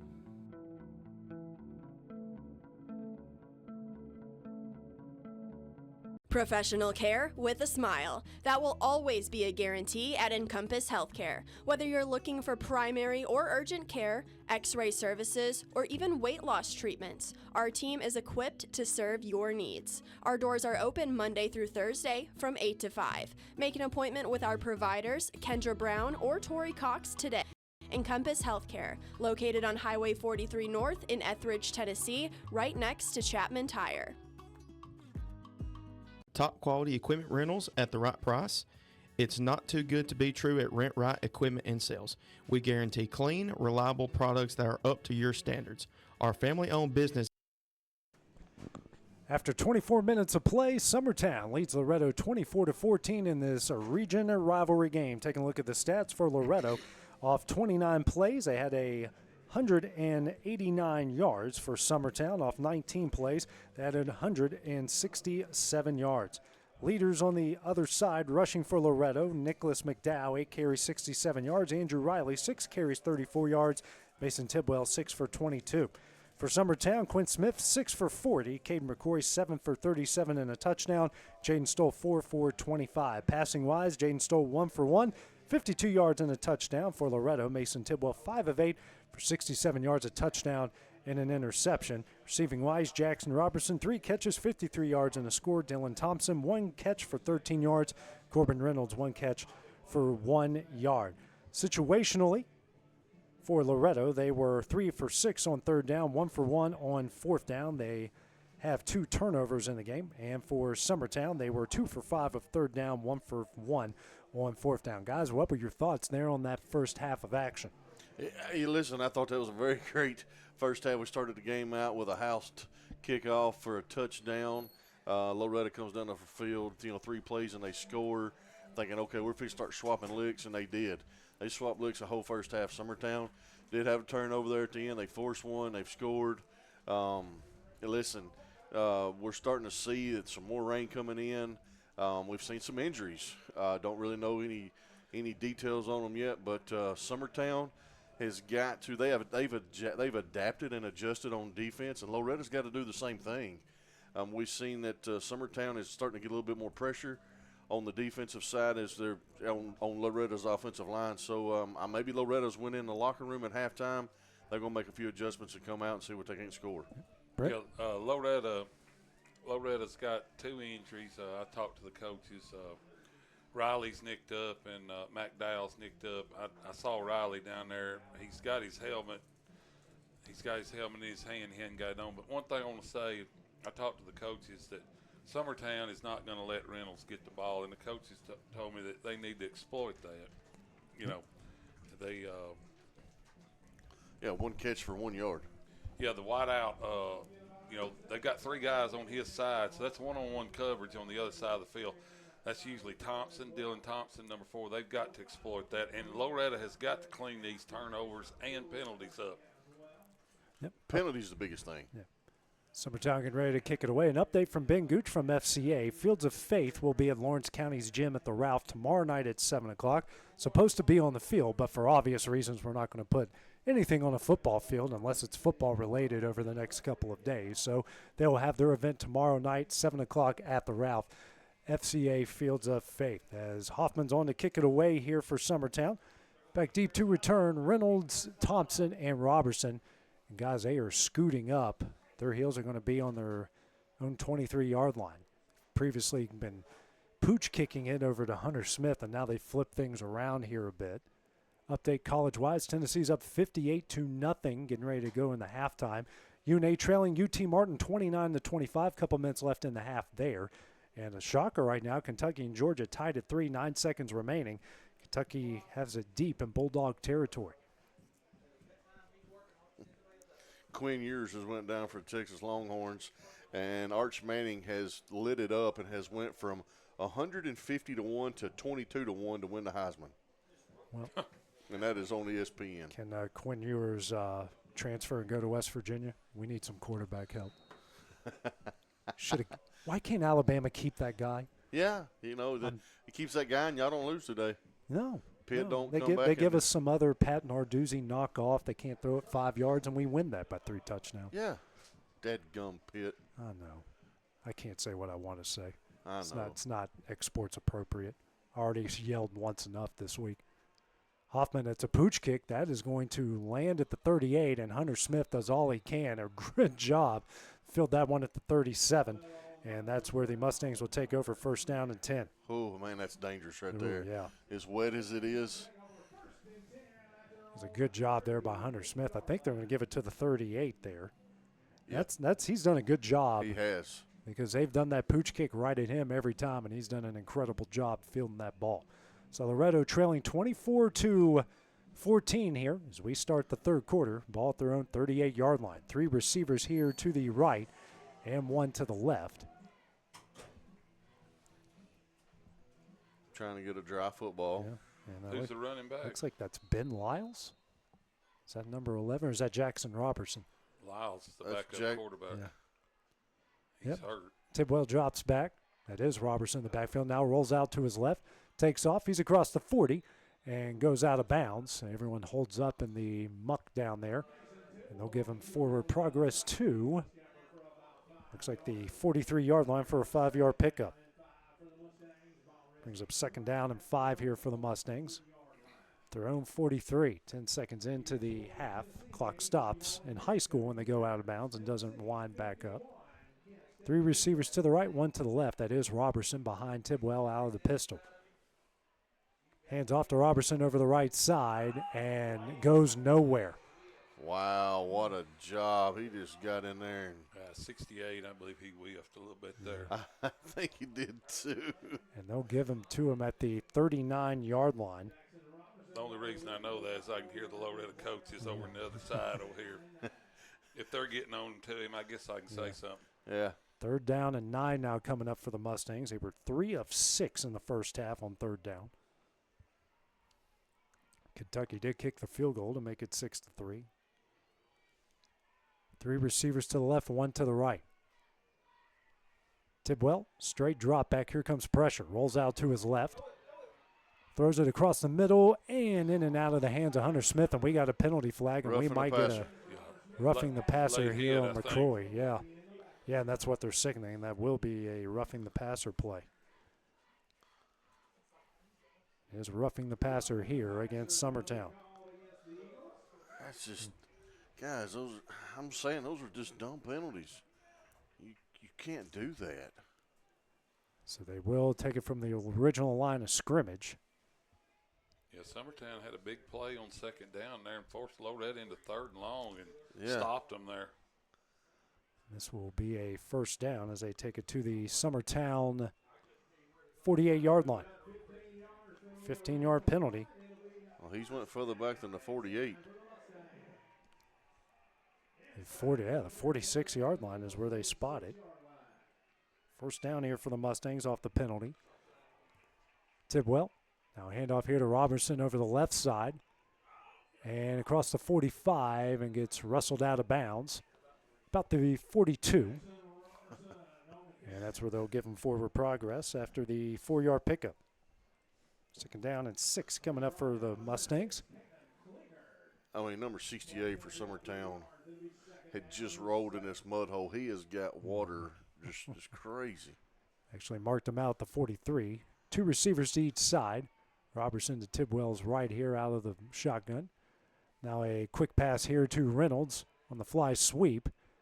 And he is muscling his way. They get him to the 40, and they get him forward progress to the 39. 4-yard pickup there for Corbin. He may have to borrow Jakey Poo Pettis' jersey so we can see the back of his. I'm sorry, Jakey Poo. I had to take a jab. Your dad told me to. Yeah, I can't wait till Jake comes to our next wrestling party. Oh, yeah, exactly. Yeah. Yep. Oh, I wasn't supposed to say that out loud. No, I wasn't supposed to say it either. Shoot, my bad. Man. Tidwell here. Hand off to Robertson over the left side. He's going to get the 1st down and more. Makes a nice spin move and wrestling his way down to the 25-yard line. That's a great run right up the middle. He looked like a natural running back there. Yes, he did. Yes, he did. 14-yard pickup, and that's a Mustang 1st down. For Loretto, that's their 13th of the game. That's the first big hole Loretta's had in a while on that defensive line of Summertown. That's right. Actually gave it to him at the 26. Now it's Robertson cutting up the field. He's got a lot of room, explodes through. Tripped up there at the 18-yard line. 8-yard pickup, 2nd down and 2. He's out there shaking his head. He's feeling it. He says, feed me. Why not? It just seems like anyone they put in the backfield is going to take off for this team. They asked me to come out of retirement. But Officials are stopping play here. I think they're moving the ball up a yard or back a yard to the 18, so that will bring up 2nd down and 2. Clock now 9 minutes remaining in the 3rd quarter. Mustangs inside the Summertown red zone. And hand off to Robertson over the left side. He's across the 15 down the sidelines. And looks like he'll go out of bounds. Right at the 11-yard line, 7-yard pickup and another Mustang first down.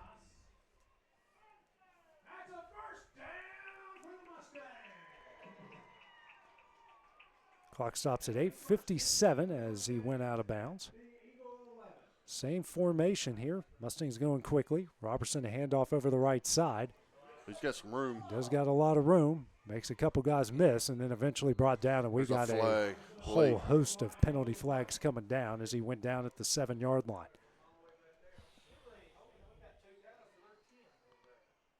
Looks like that will go against. Oh, they're not.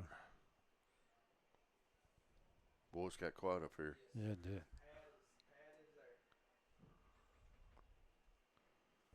Oh. Loretto now making their way backwards. Oh, it's going against Loretto. Holding against the Mustangs.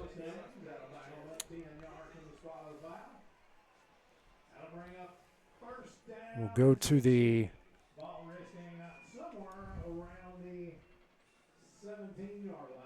17-yard line. So the penalty was at the 7.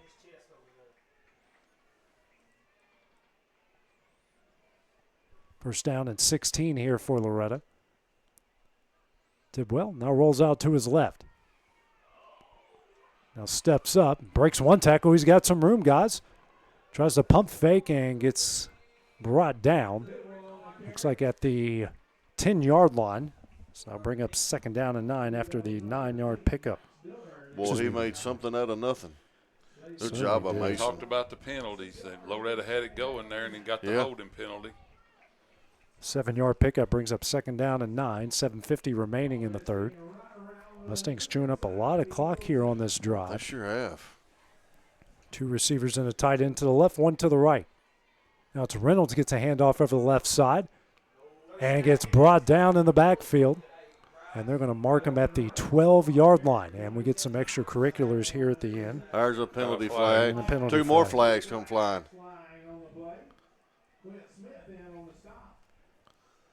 As Quint and Corbin were kind of chirping, but then there's flags coming in the backfield or behind the defense. There's probably going to be offsetting penalties, I'd say. Be 3rd down and 11. Yeah. Yep. Yeah. Yeah, that's where it is. Yep. It wasn't anything to do with Quentin Corbin. It was what was going on behind him. Well, but what's right here at the end of the tackle? So I see it. We'll talk about it here. Quint gets up. And they're kind of right here, and this right there, boom, he throws a flag, and then another flag comes in on the back. Yeah, so it's offsetting penalties against each side. Man, I'm paying attention. One thing they didn't say about you in high school. That's right. 2 receivers to the left, tight end, single receiver way out there to the right. 7:20 remaining, 3rd down and 11. Here for Loretto. Play action pass for Tidwell. Now he takes off over the left side. Gets across the 10, puts his shoulder down.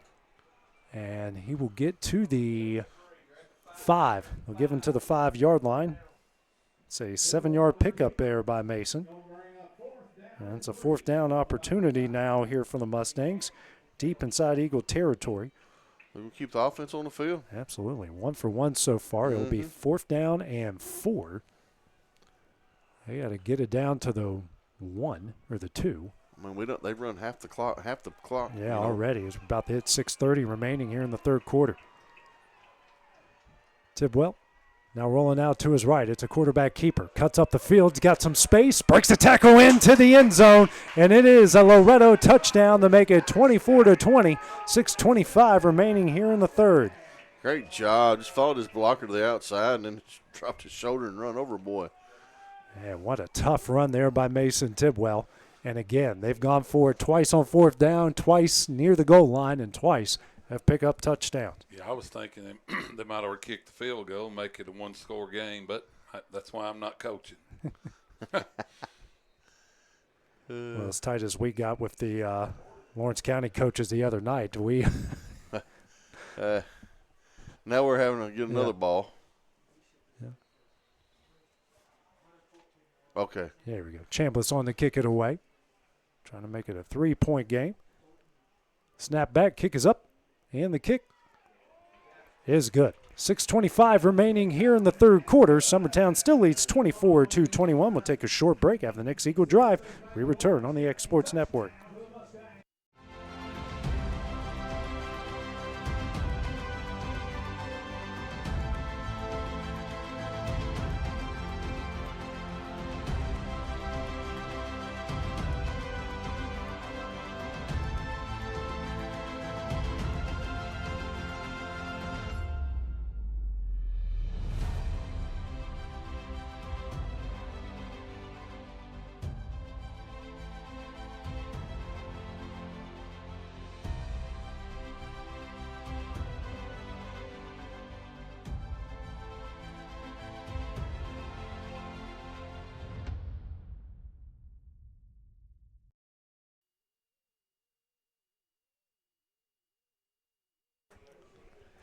For Loretto, it was an 11-play, 62-yard drive capped off by Mason Tidwell's 5-yard touchdown run on 4th and 4. Add the Chambliss extra point. It is 24-21 Summertown, 6:25 remaining in the third. Chambliss on the kick it away. You've got Dillard and McCroy back deep here for Summertown.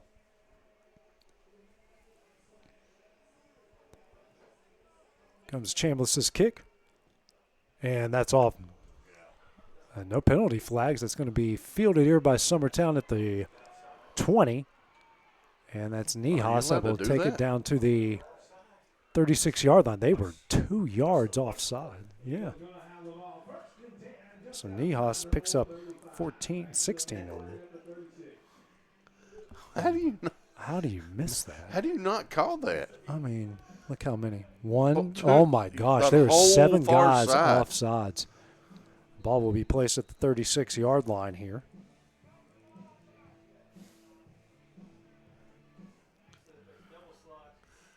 You know, we try not to complain when you got that many officials on the field. Yeah, you can't miss that. Hand off up the middle to Quint Smith, puts his shoulder down and drags a bunch of Mustang defenders down to the 40-yard line. That's Summertown's game right there. 4 or 5 yards a clip. Just keep the clock running. Yeah, they're not worried about this clock running like it was. 2nd down and 6 coming up for the Eagles, especially if you get a push like that on every attempt. As you can tell, the rain is coming down here. Yeah, you can see it on the screen here. It's almost like it's settled in. Same formation, single receiver in the wing to each side. Loves goes in motion. This time it's an end around. And he makes a man miss, and he's going to drag a defender to the 47-yard line. On the carry, that was Colton Pugh. So Pugh picks up the first down here for the Eagles to the 47. First down and 10 here for Summertown. Just their 8th first down, but also remember their first score came off a Caden McCord 94-yard kick return for a touchdown on the very first play of the game. They got 11 out there, Will? Yeah, there you go. Smith still in the backfield here. Stoll will go under center. Play action pass this time. Stoll, though, breaks out of it. He'll get in the Mustang territory across the 45. 40, he's got room down the sideline. Up the field, 35, and brought out of bounds at the 33-yard line. What a great run by Jaden Stoll. Man, he changed direction as quick as anybody does in these wet field conditions. That was an unreal play there by Jaden Stoll. Got out of what was going to be a for sure sack and turned it in to a big first down. I think Summertown was trying to pass there. They were. It was a play action, They were trying to pass. It was a play action pass, and the first read wasn't there, and the pressure got there, and then Jaden turned it into a big gain. First down and 10 from the Mustang 33. Three receivers to the left, one to the right. Smith beside Stoll here out of the shotgun. And it's a high snap. That was Max Diller. That was a quarterback. And Smith, oh, guys. I mean, that was supposed to be a fumble going the other way. Yeah. And it just turned into a no gain on the play. Yeah, it was Quint got it back to the line of scrimmage. The coaches beside us there definitely wanted an attack on the backfield or a turnover on that play. Yeah, Smith showed his power there. He Yeah. just pulled out. Yep. Got the ball back to the line of scrimmage for Summertown. 2nd down and 10 here for the Eagles. Clock rolling at 4:25 remaining here in the third. Two receivers to the right, wing to each side. Now it's McCroy in the backfield. Stoll hands off to McCroy over the right side. He's across the 30, upfield the 25, and powers his way to the 23. I believe they're going to give him forward progress too. Yep, that's enough for a first down to the 23-yard line. He tripped up Jenkins and got his jersey dirty. Finally. Oh, man, number 18 got a little mud on his back. I think there may be more on his towel, though, than there is on his jersey. Yeah, we do have a cramp now here for Summertown. So while they check on him quickly, we will take that break as well in the Exports Network.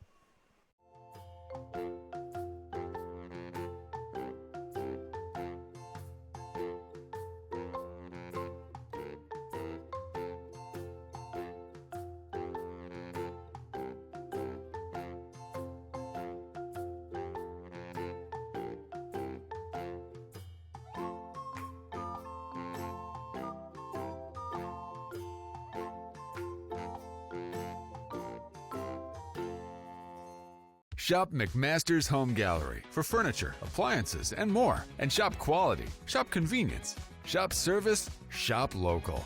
A family-owned business with a long history of serving the region. We're a one-stop home furnishings destination. We feature brands you know, competitively priced, backed by professional installation and service. You can trust that we'll take good care of you before and after the sale. For your home, shop smart. Shop McMaster's Home Gallery today. LUS is committed to our customers, from providing and maintaining energy-efficient utility services to friendly, helpful customer service. LUS is there. At LUS, we're always challenging everything we know. So Klinger is the injured Eagles. He'll make his way off the field. Probably just a cramp, it looks like there. So first down and 10 from the Eagles, 4:07 remaining in the third quarter. First down and 10 here from the Mustang 23. Wing and a receiver to each side. McCoy in the backfield behind Stoll. Love in motion. Now it's a handoff to McCoy. And takes a caravan down to the 20-yard line. 3-yard pickup brings up 2nd down and 7 for the Eagles. Caravan. It was. All the same color jersey after being in the mud here for a while.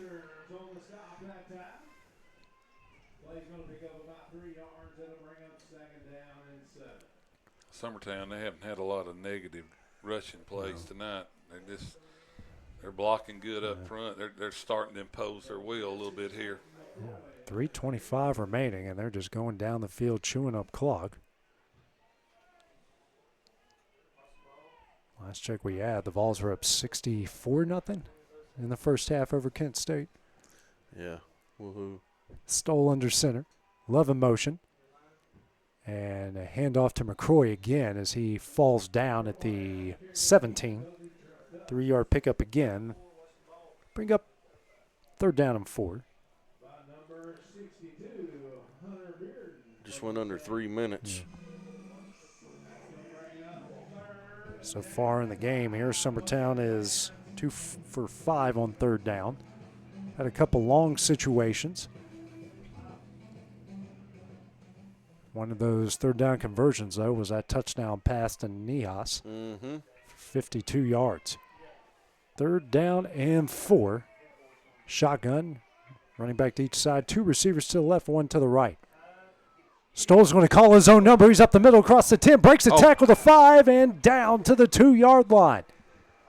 What an incredible keeper by Jaden Stoll. A 15-yard pickup, 1st down and goal for the Eagles. Wow, what a read by Stoll. I mean, he holds it right to the last minute. And just watching what he see. The defense all goes to the right here, and boom, keeps it. breaks a couple tackles and down to the 2. I'd like to know how many yards he's got after initial contact tonight. Crazy trying to keep up. Yeah. First down and goal. Here in this wing T formation. Stoll. Hand off to Smith over the left side. Powers his way into the end zone. It is an Eagle touchdown. They lead it 30-31. A minute 43 remaining here in the third quarter. 21. 21, you got it. You said 31. I was just correcting. 31, that's whatever. It's close. Potato. West Virginia math, all I'm There saying. we go. 30-21 is the Eagle lead as Smith picks up the touchdown run. Hoffman on to attempt the extra point.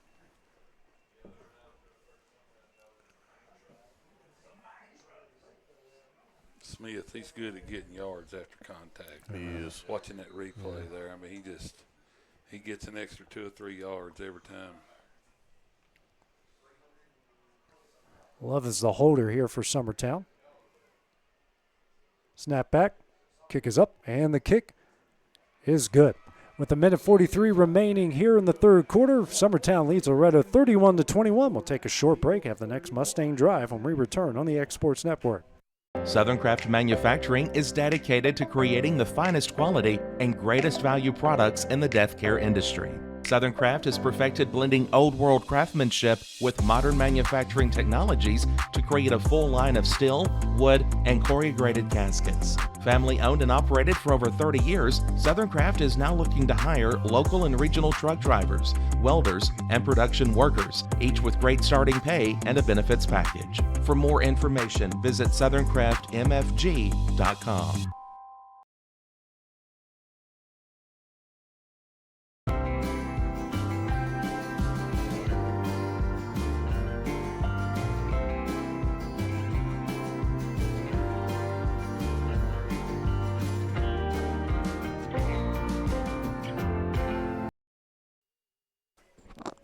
Nine-play, 64-yard drive capped off by Quint Smith's 2-yard touchdown run to add the Hoffman extra point. Summertown leads Loretto 31-21, a minute 43 remaining here in the third. After that drive, Summertown now with 179 yards on the ground. Loretto's got 176 on the ground. So these offenses doing some work here, a combined 52 points. I think we've hit the over already in total points in this game. Yeah, I think we have too. Vegas is really upset with these kids. Yeah. And now we're going to do a quick onside kick and fight for the ball. I think Loretto has it, but Summertown says they do. They got it. And Summertown's got the ball. They got the ball at the 47-yard line. Got the onside kick and recovered at the 47.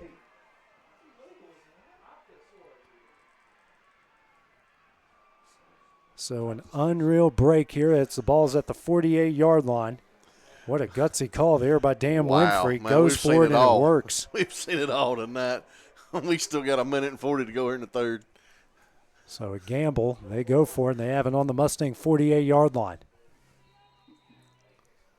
31-21, minute 40 left here in the third. Two receivers here to the right wing to each side. And that is McCroy behind Stoll as he goes under center.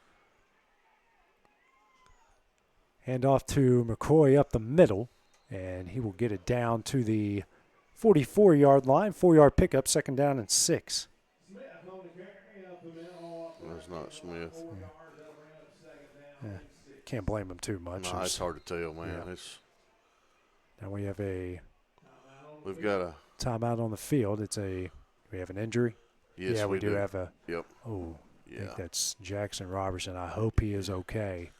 Yeah, he's keeping not. the weight off that right foot. As they trying to get him off the field here. Gosh.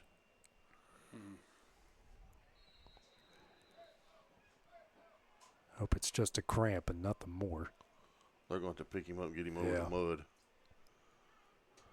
Second down and 6. Clock goes to a minute 10 left here in the third. Two receivers to the right, and that's now a stack eye behind Stoll. 3 running backs. And that's 2 guys in motion there, and they do call the penalty. Yeah. Yeah, that was Both of them can't move. Yeah. Only one. Yeah, that's He going looked to like take he was riding a horse. 5-yard penalty. Brings up 2nd down and 11. Summertown now 7 penalties for 62 yards. You know, they get at least they got that one. Can't get them all. I mean, we had the whole kickoff line move. It was in front of the ball. 7 of 11 offsides. 2nd down and 11 here from the 49. 2 receivers to the right, wing to each side. Pitch here to Pugh. He's got a lot of room across the 45-40. Good block. Now stops and goes the other way. That's not Pugh, but he gets enough for the first down. That is Powell. Michaela Powell will take it down to the 38-yard line and enough for a first down. What a good run there by Powell. Down to the 38. Enough for another Eagle first down. And they might run this one out to the quarter here as we hit the 20-second mark. And Dan Winfrey and company telling his guys to come to the sidelines, as that will do it for the end of the 3rd quarter. So after 36 minutes of play, Summertown leads Loretto 31-21. We'll continue that Eagle drive when we return on the Exports Network. Are you looking for a non-factory job? Being raised in Tennessee, we believe in the importance of family and community. Creating a positive experience at our family-owned and operated business is one of the ways we share that belief. Being in an accident can be extremely stressful. When it came time for my repairs, Mashburn's made it easy. I am lucky to have a wonderful company in my community like Mashburn's Collision Center.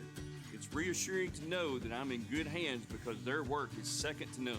We pride ourselves that the Mashburn name is one of the most trusted in Lawrence County since 1981.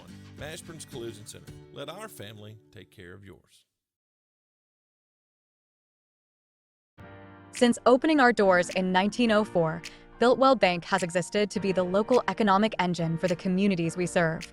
No matter if you're buying a car, saving for retirement, or finally buying that forever home, Builtwell Bank is here to help.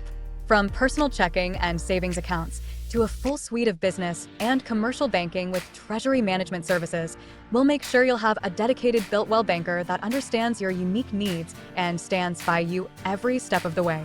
No matter where you are in Tennessee or Northwest Georgia, there's likely a Builtwell Bank location nearby. Come see us and let our dedicated financial team help you with all of your banking needs. Member FDIC.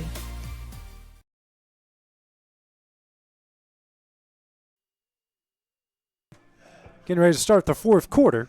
Summertown with the ball, 1st down and 10 from the Loretto 38-yard line. They lead the Mustangs 31-21. 2 receivers to the left, a wing to each side. It's Quint Smith in the backfield. Smith will get the handoff up the middle, and he powers his way down to the 22, or the 32, excuse me. 6-yard pickup, 2nd down and 4 coming up here for the Eagles. That's what Summertown's just trying to do, guys. They're just trying to get it to where they're keeping it second and manageable, maybe 3rd and short, you know. Yeah, they're getting 4 and 5 yards a clip here. They're wearing Loretto down. You know, you take another 4 or 5 minutes off the clock, even when you're inside the 30. You know, it's great clock management by Summertown, you know, and Loretto's got to get them off the field. 2 receivers each side, wing to each side. Smith still in the backfield as the fullback.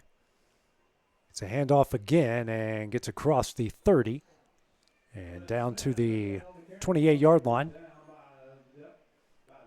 And might be enough for a first down. Let's see where they mark it. It's going to be close.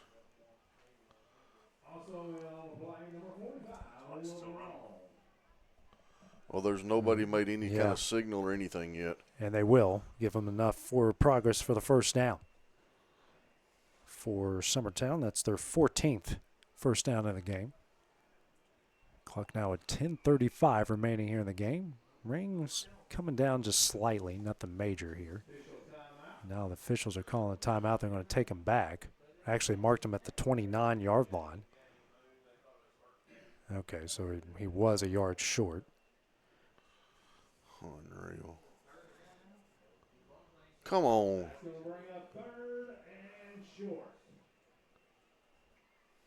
So Bring up 3rd down and 1 here.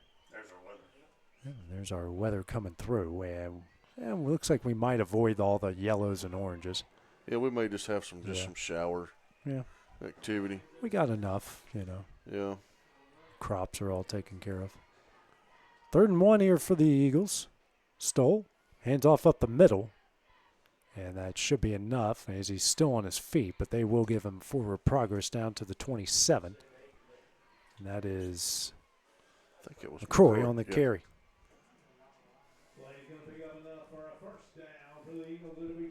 2-yard pickup, and yard is enough. And now Kentucky leading Georgia 9-3, 9:03 remaining in the 3rd in that one, guys.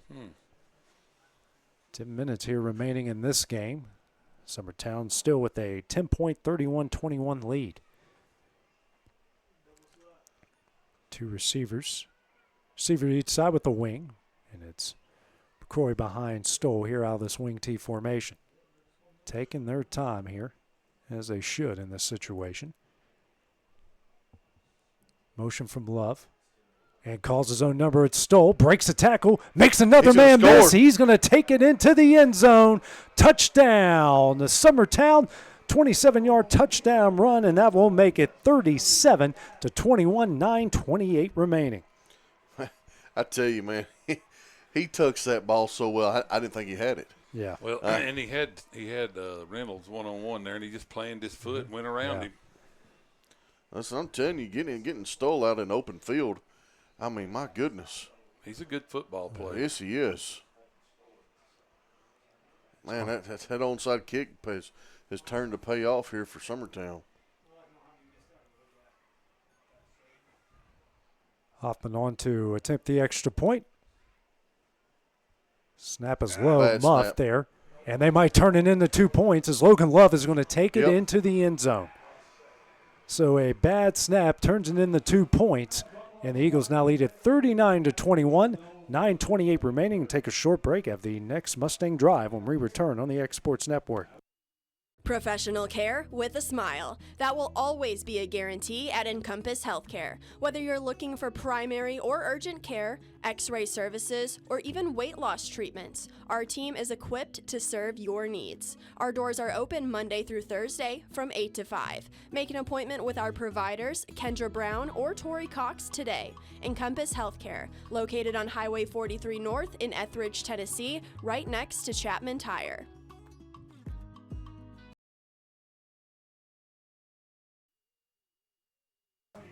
For Summertown, they go right down the field. A 6-play, 48-yard drive capped off by Jaden Stoll's 27-yard touchdown run.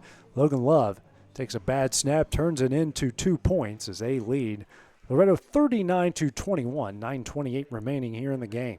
Big onside kick, wasn't it? Yeah, it was a huge onside kick. Huge. Yeah.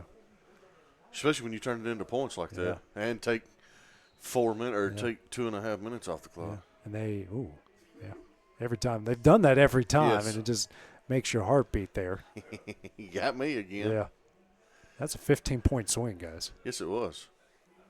Hoffman on the kick it away. They were offside, too. Smith had his knee down as he makes the catch at around the 35-yard line. He's done a good job with that all He's got game. a lot of action tonight, the way Summertown scored. Yeah. I mean, he's got a lot of action. And they will mark it. I'm waiting to see. I think it is at the 35. And that's where the Mustangs will take over 1st down and 10. They've had decent starting field position for They the majority of the game outside of one drive that started on their own 4 after a Summertown fumble.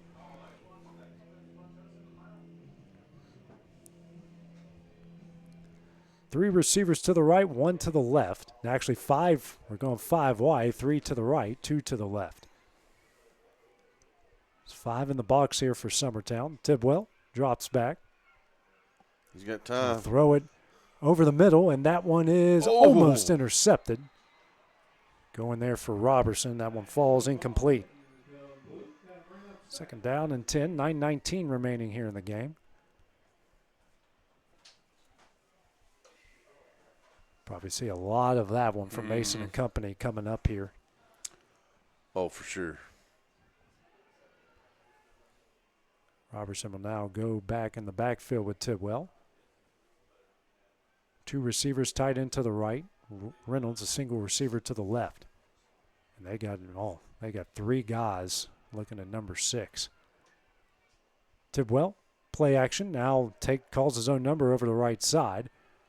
Across the 40, 45, and gets out of bounds at the 47. Decent pickup and enough there for a first down. So Mason turns something out of nothing. 12-yard pickup and a first down here for Loretto. Stops the clock as well at 9:09 remaining in the game. Mason's done a good job improvising here tonight. And they went the wrong way there, and Robertson gets back to the original line of scrimmage on that carry. Might have been more, but Mason thought he was going to the left, and he went to the right there. 2nd down and 10 here for the Mustangs.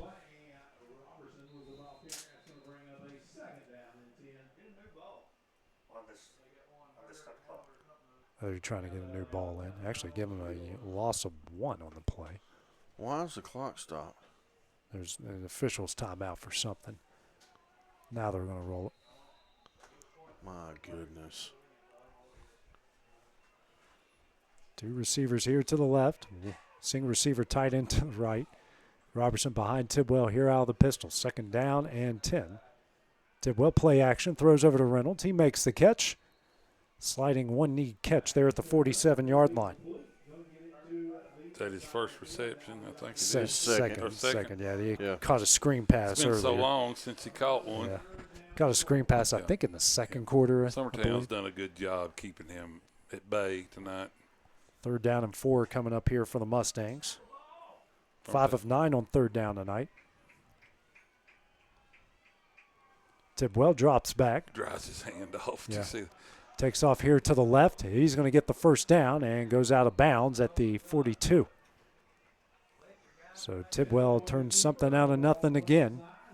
42-yard line and a first down for the Mustangs. And gets out of bounds, stops the clock at 8:04.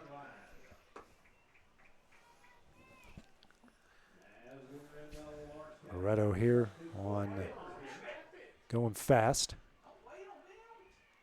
Handoff here to Robertson over the right side. Looking for some room, and it's nowhere. Quinn Smith stacks him up at the 43. And it's going to be a loss of 1 on the play. Yep.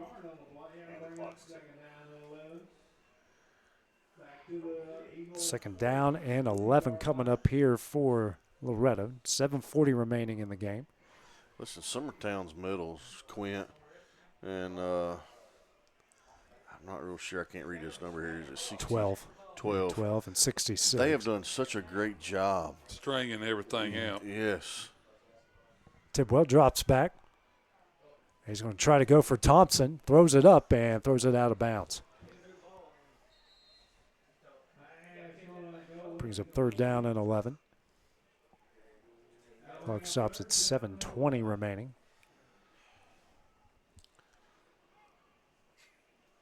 And how about Georgia State beating Vanderbilt 29-17, 4:31 remaining in that game. Vandy's first loss? Will be Vandy's first loss, yeah. I mean, they beat Virginia Tech and Alcorn State, so they finally played some good competition tonight. Tidwell drops back, quickly out to Thompson. He makes the catch. What a good catch there by Dillon, and he gets it to the 31-yard line. It's a 12-yard pickup and a first down for the Mustangs. Yeah, Dillon, he's had a lot of one-on-one tonight. They just hadn't thrown the ball to him. I mean, he did the David Tyree there, pinned it up against his helmet.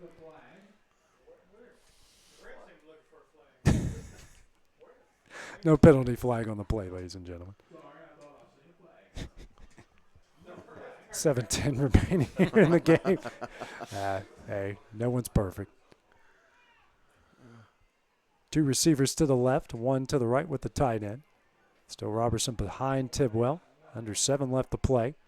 And now Tidwell calls his own number and gets brought down there at the 30-yard line.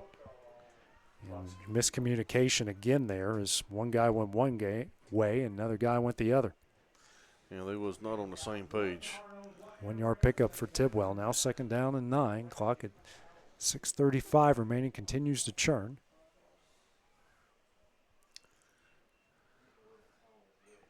(39-21) Summertown lead here. They're taking their time. Yeah. Tidwell, play action, looks over the middle. Now he's going to take off. Across the 25, the 20. He's turning something on nothing again, stays on his feet. Inside the 10, still on his feet and down to the 7-yard line. Mason Tidwell with a 23-yard run, and it's 1st down and goal for Loretto. That's a great run by Mason. He just contact after contact, and he keeps the play alive. And clock still rolls. We go under 6 minutes left to play here.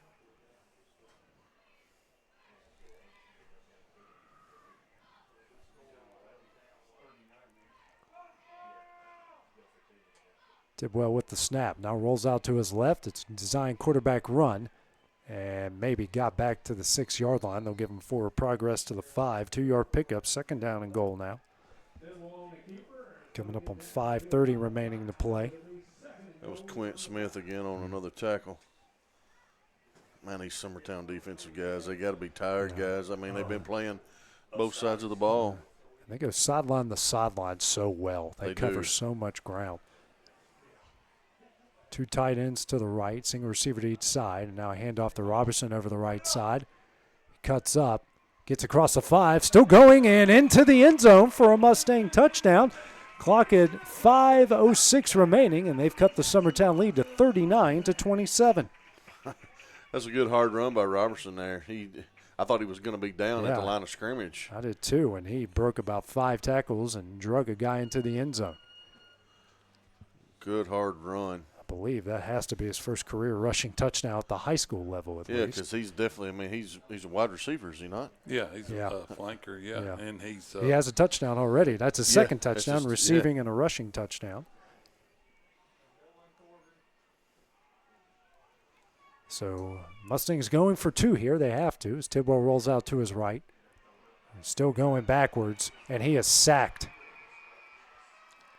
So no good on the 2-point conversion, and it's still 39-27 with 5:06 remaining. We'll have the next Eagle drive. We return here on the Exports Network. Got primary care? Find your way to better health with primary care by One Stop Medical. With decades of combined experience, you'll find a one-on-one relationship just like the old days, but with the convenience and technology of today. When One Stop Medical does primary care, it's the best. Call today for an appointment and find your way to healthy living. Serving Lawrenceburg, Pulaski, and Hohenwald. Phone 931-244-8220. Primary care by One Stop Medical at its best.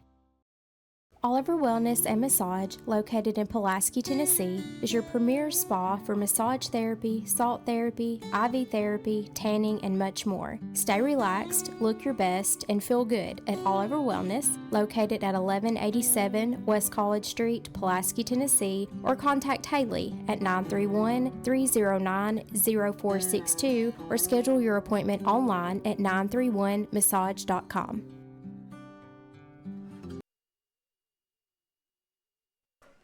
So Loretto gets even back on the scoreboard. It's 39-27 Summertown, 5:06 remaining. Loretto went down the field on that drive. Trying to find the drive, actually. Yeah, it's just not showing up. Of course, my stat sheet does that to me. Went down the field, I believe, a 67-yard drive on 12 plays. Capped off by Jackson Robertson's 5-yard touchdown run. Summertown now anticipating a onside kick, leading 39-27.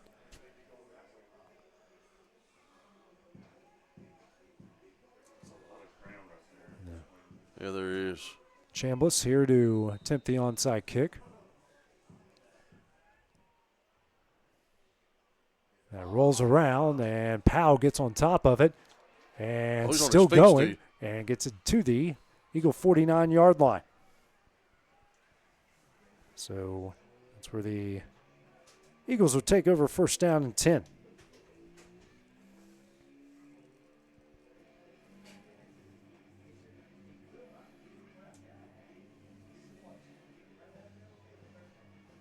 Clock now at an even 5 minutes. Great field position again here for Summertown.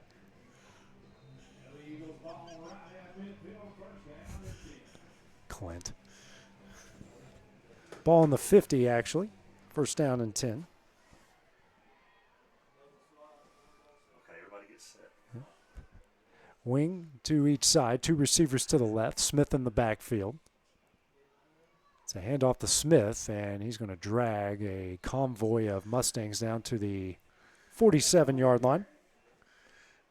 I like having a dad up here producing for us as well. I'm getting tickled.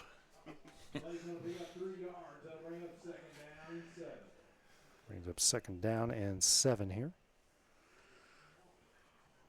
4:30 left in this ball game.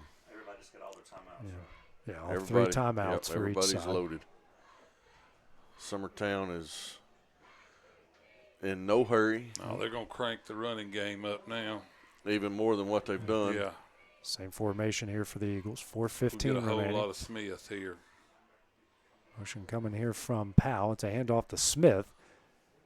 He drags a bunch of Mustangs down to the 43-yard line. Loretto's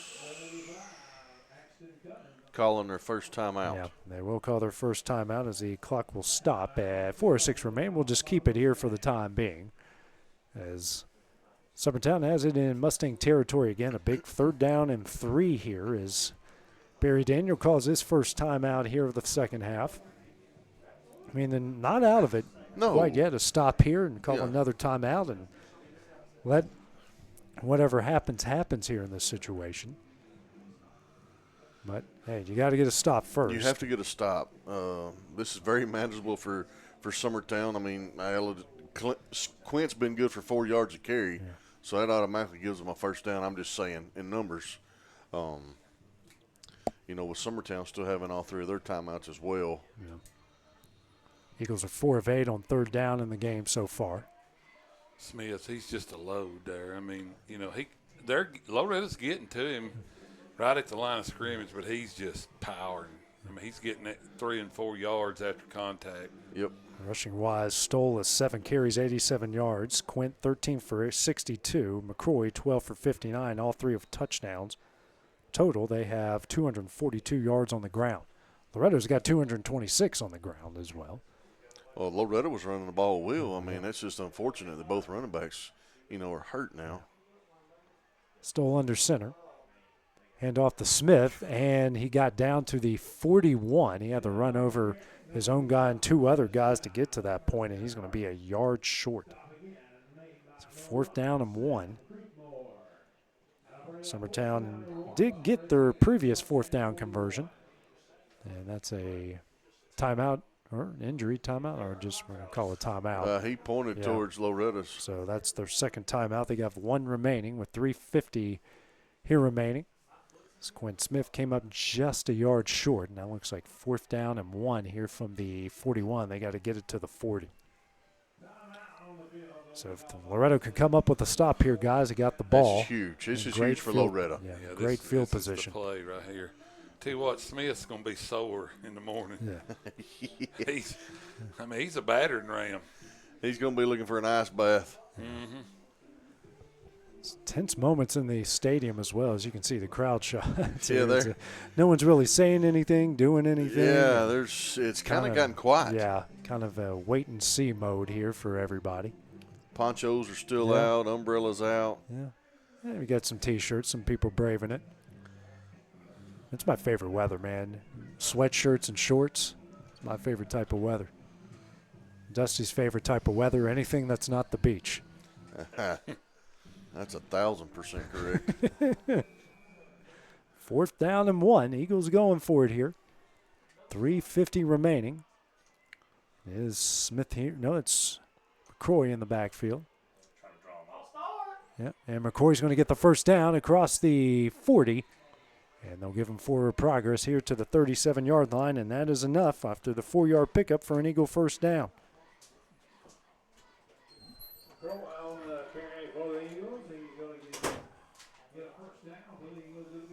And they're waiting on the set the chains, and they have. 3:40 remaining here in the game. Mustangs with one timeout remaining.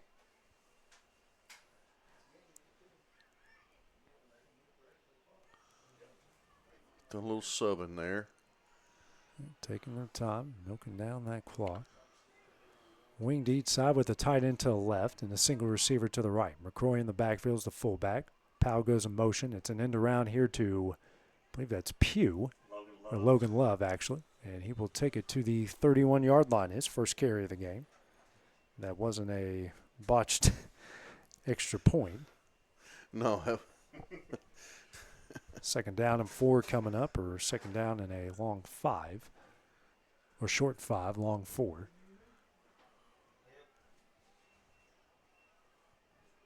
Bringing in another sub here for Summertown. 2:40 remaining here. No hurry for Summertown whatsoever. Same formation. Now they flip the tight end to the right. Motion now from Powell. It's a handoff here to McCroy. He's got room over the right side. Cuts it up the field and slips and falls down, but I think that might have been designed as well. So he goes down at the 21-yard line and a first down for the Eagles. 11-yard pickup.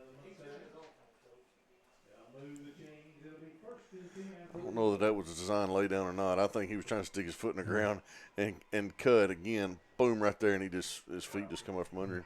Yeah, I was just trying to make him sound smart here, Dustin. I was just trying to make him sound like he's being aggressive. Coming up on the 2-minute mark here is now Smith is back in the backfield.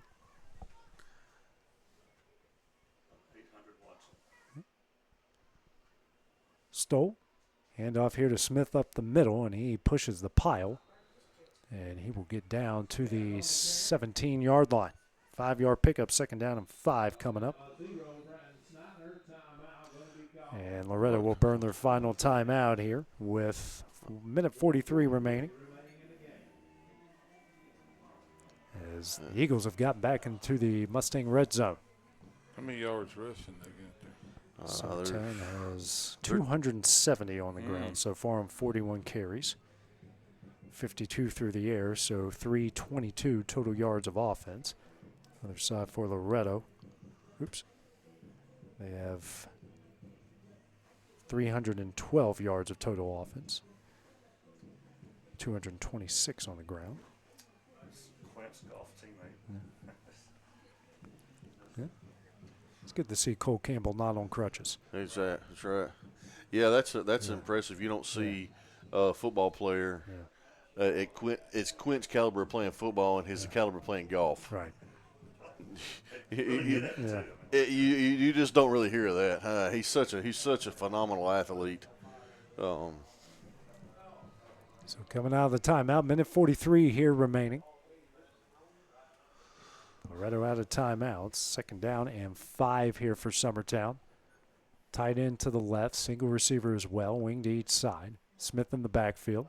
And we're going to have a false start here against Summertown.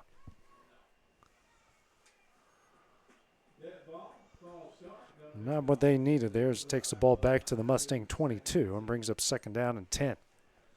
You don't just do that this late in the game. You're just trying to finish out here pretty clean. 8 penalties for 67 yards against the Eagles. And it doesn't run the clock either on that. No.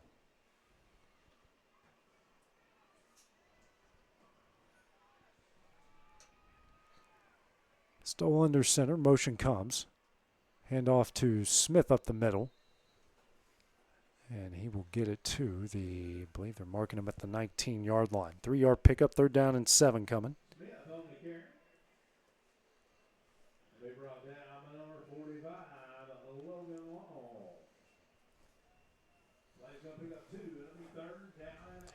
Clock now at a minute 20 remaining here.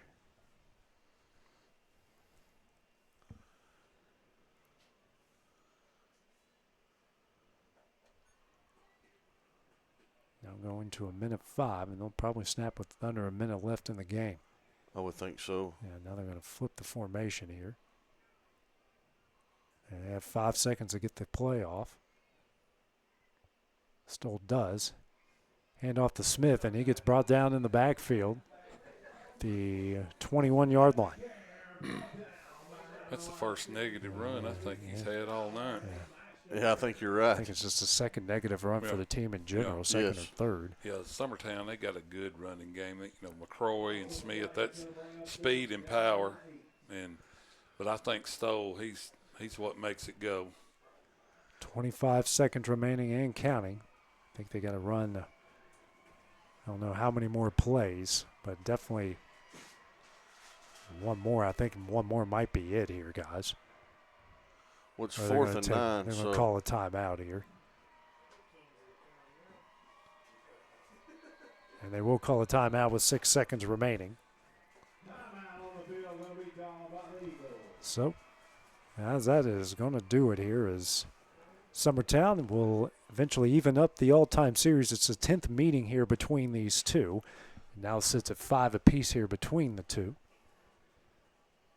I think in Summertown they're going to be a force to be reckoned with in this 2A Region 5. I mean, they got a big game next week. Got Mount Pleasant coming to town.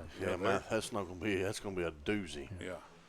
And Loretto's got to go to Lewis County, which I believe they're 4-0 right now as well. They lost to East Hickman. Lost to East Hickman. Oh, okay, so they're 3-1.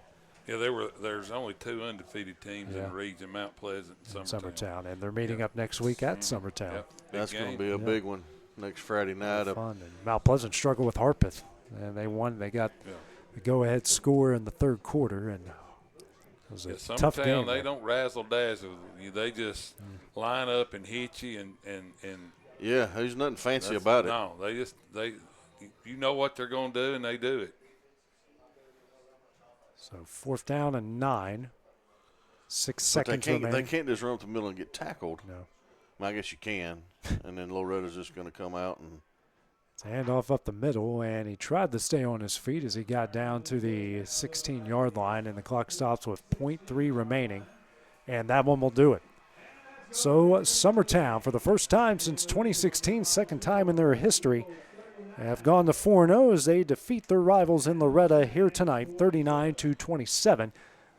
Loretto will drop to 2-2 overall, 1-1 within the region. Summertown 4-0 and 2-0 within the region. Brent, what are your final thoughts here on this game here tonight?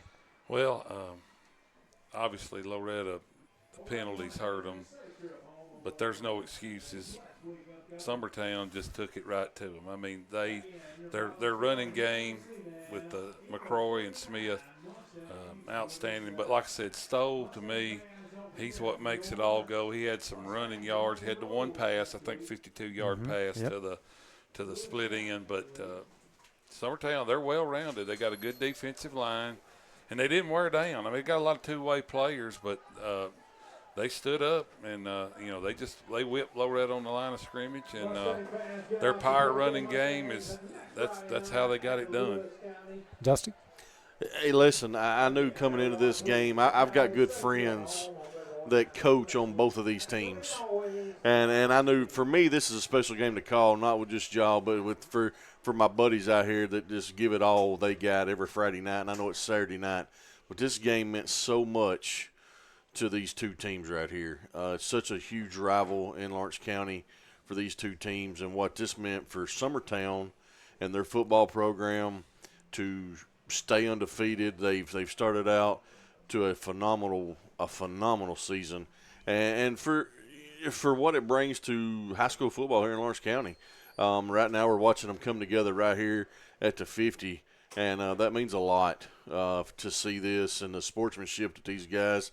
But hats off to Summertown. They come out here, they kept the ball in the trenches, they punched them in the mouth, and they didn't back up. They kept their foot on the gas the whole time. Not taking anything away from Loretto, but Summertown come in and they took care of business. Final score here tonight, Summertown defeats Loretto 39-27. Our next broadcast, Summertown will host Mount Pleasant next week, and Loretto will hit the road to Lewis County. Both games Friday night with 7 o'clock kickoff. So for Brent Thomas, Dusty Kaiser, for our producer extraordinaire, Will Pettis, BJ Good here on the Exports Network. Have a great evening, a great weekend. We will see you guys next week. Going the distance with local sports. This is the X Sports Network.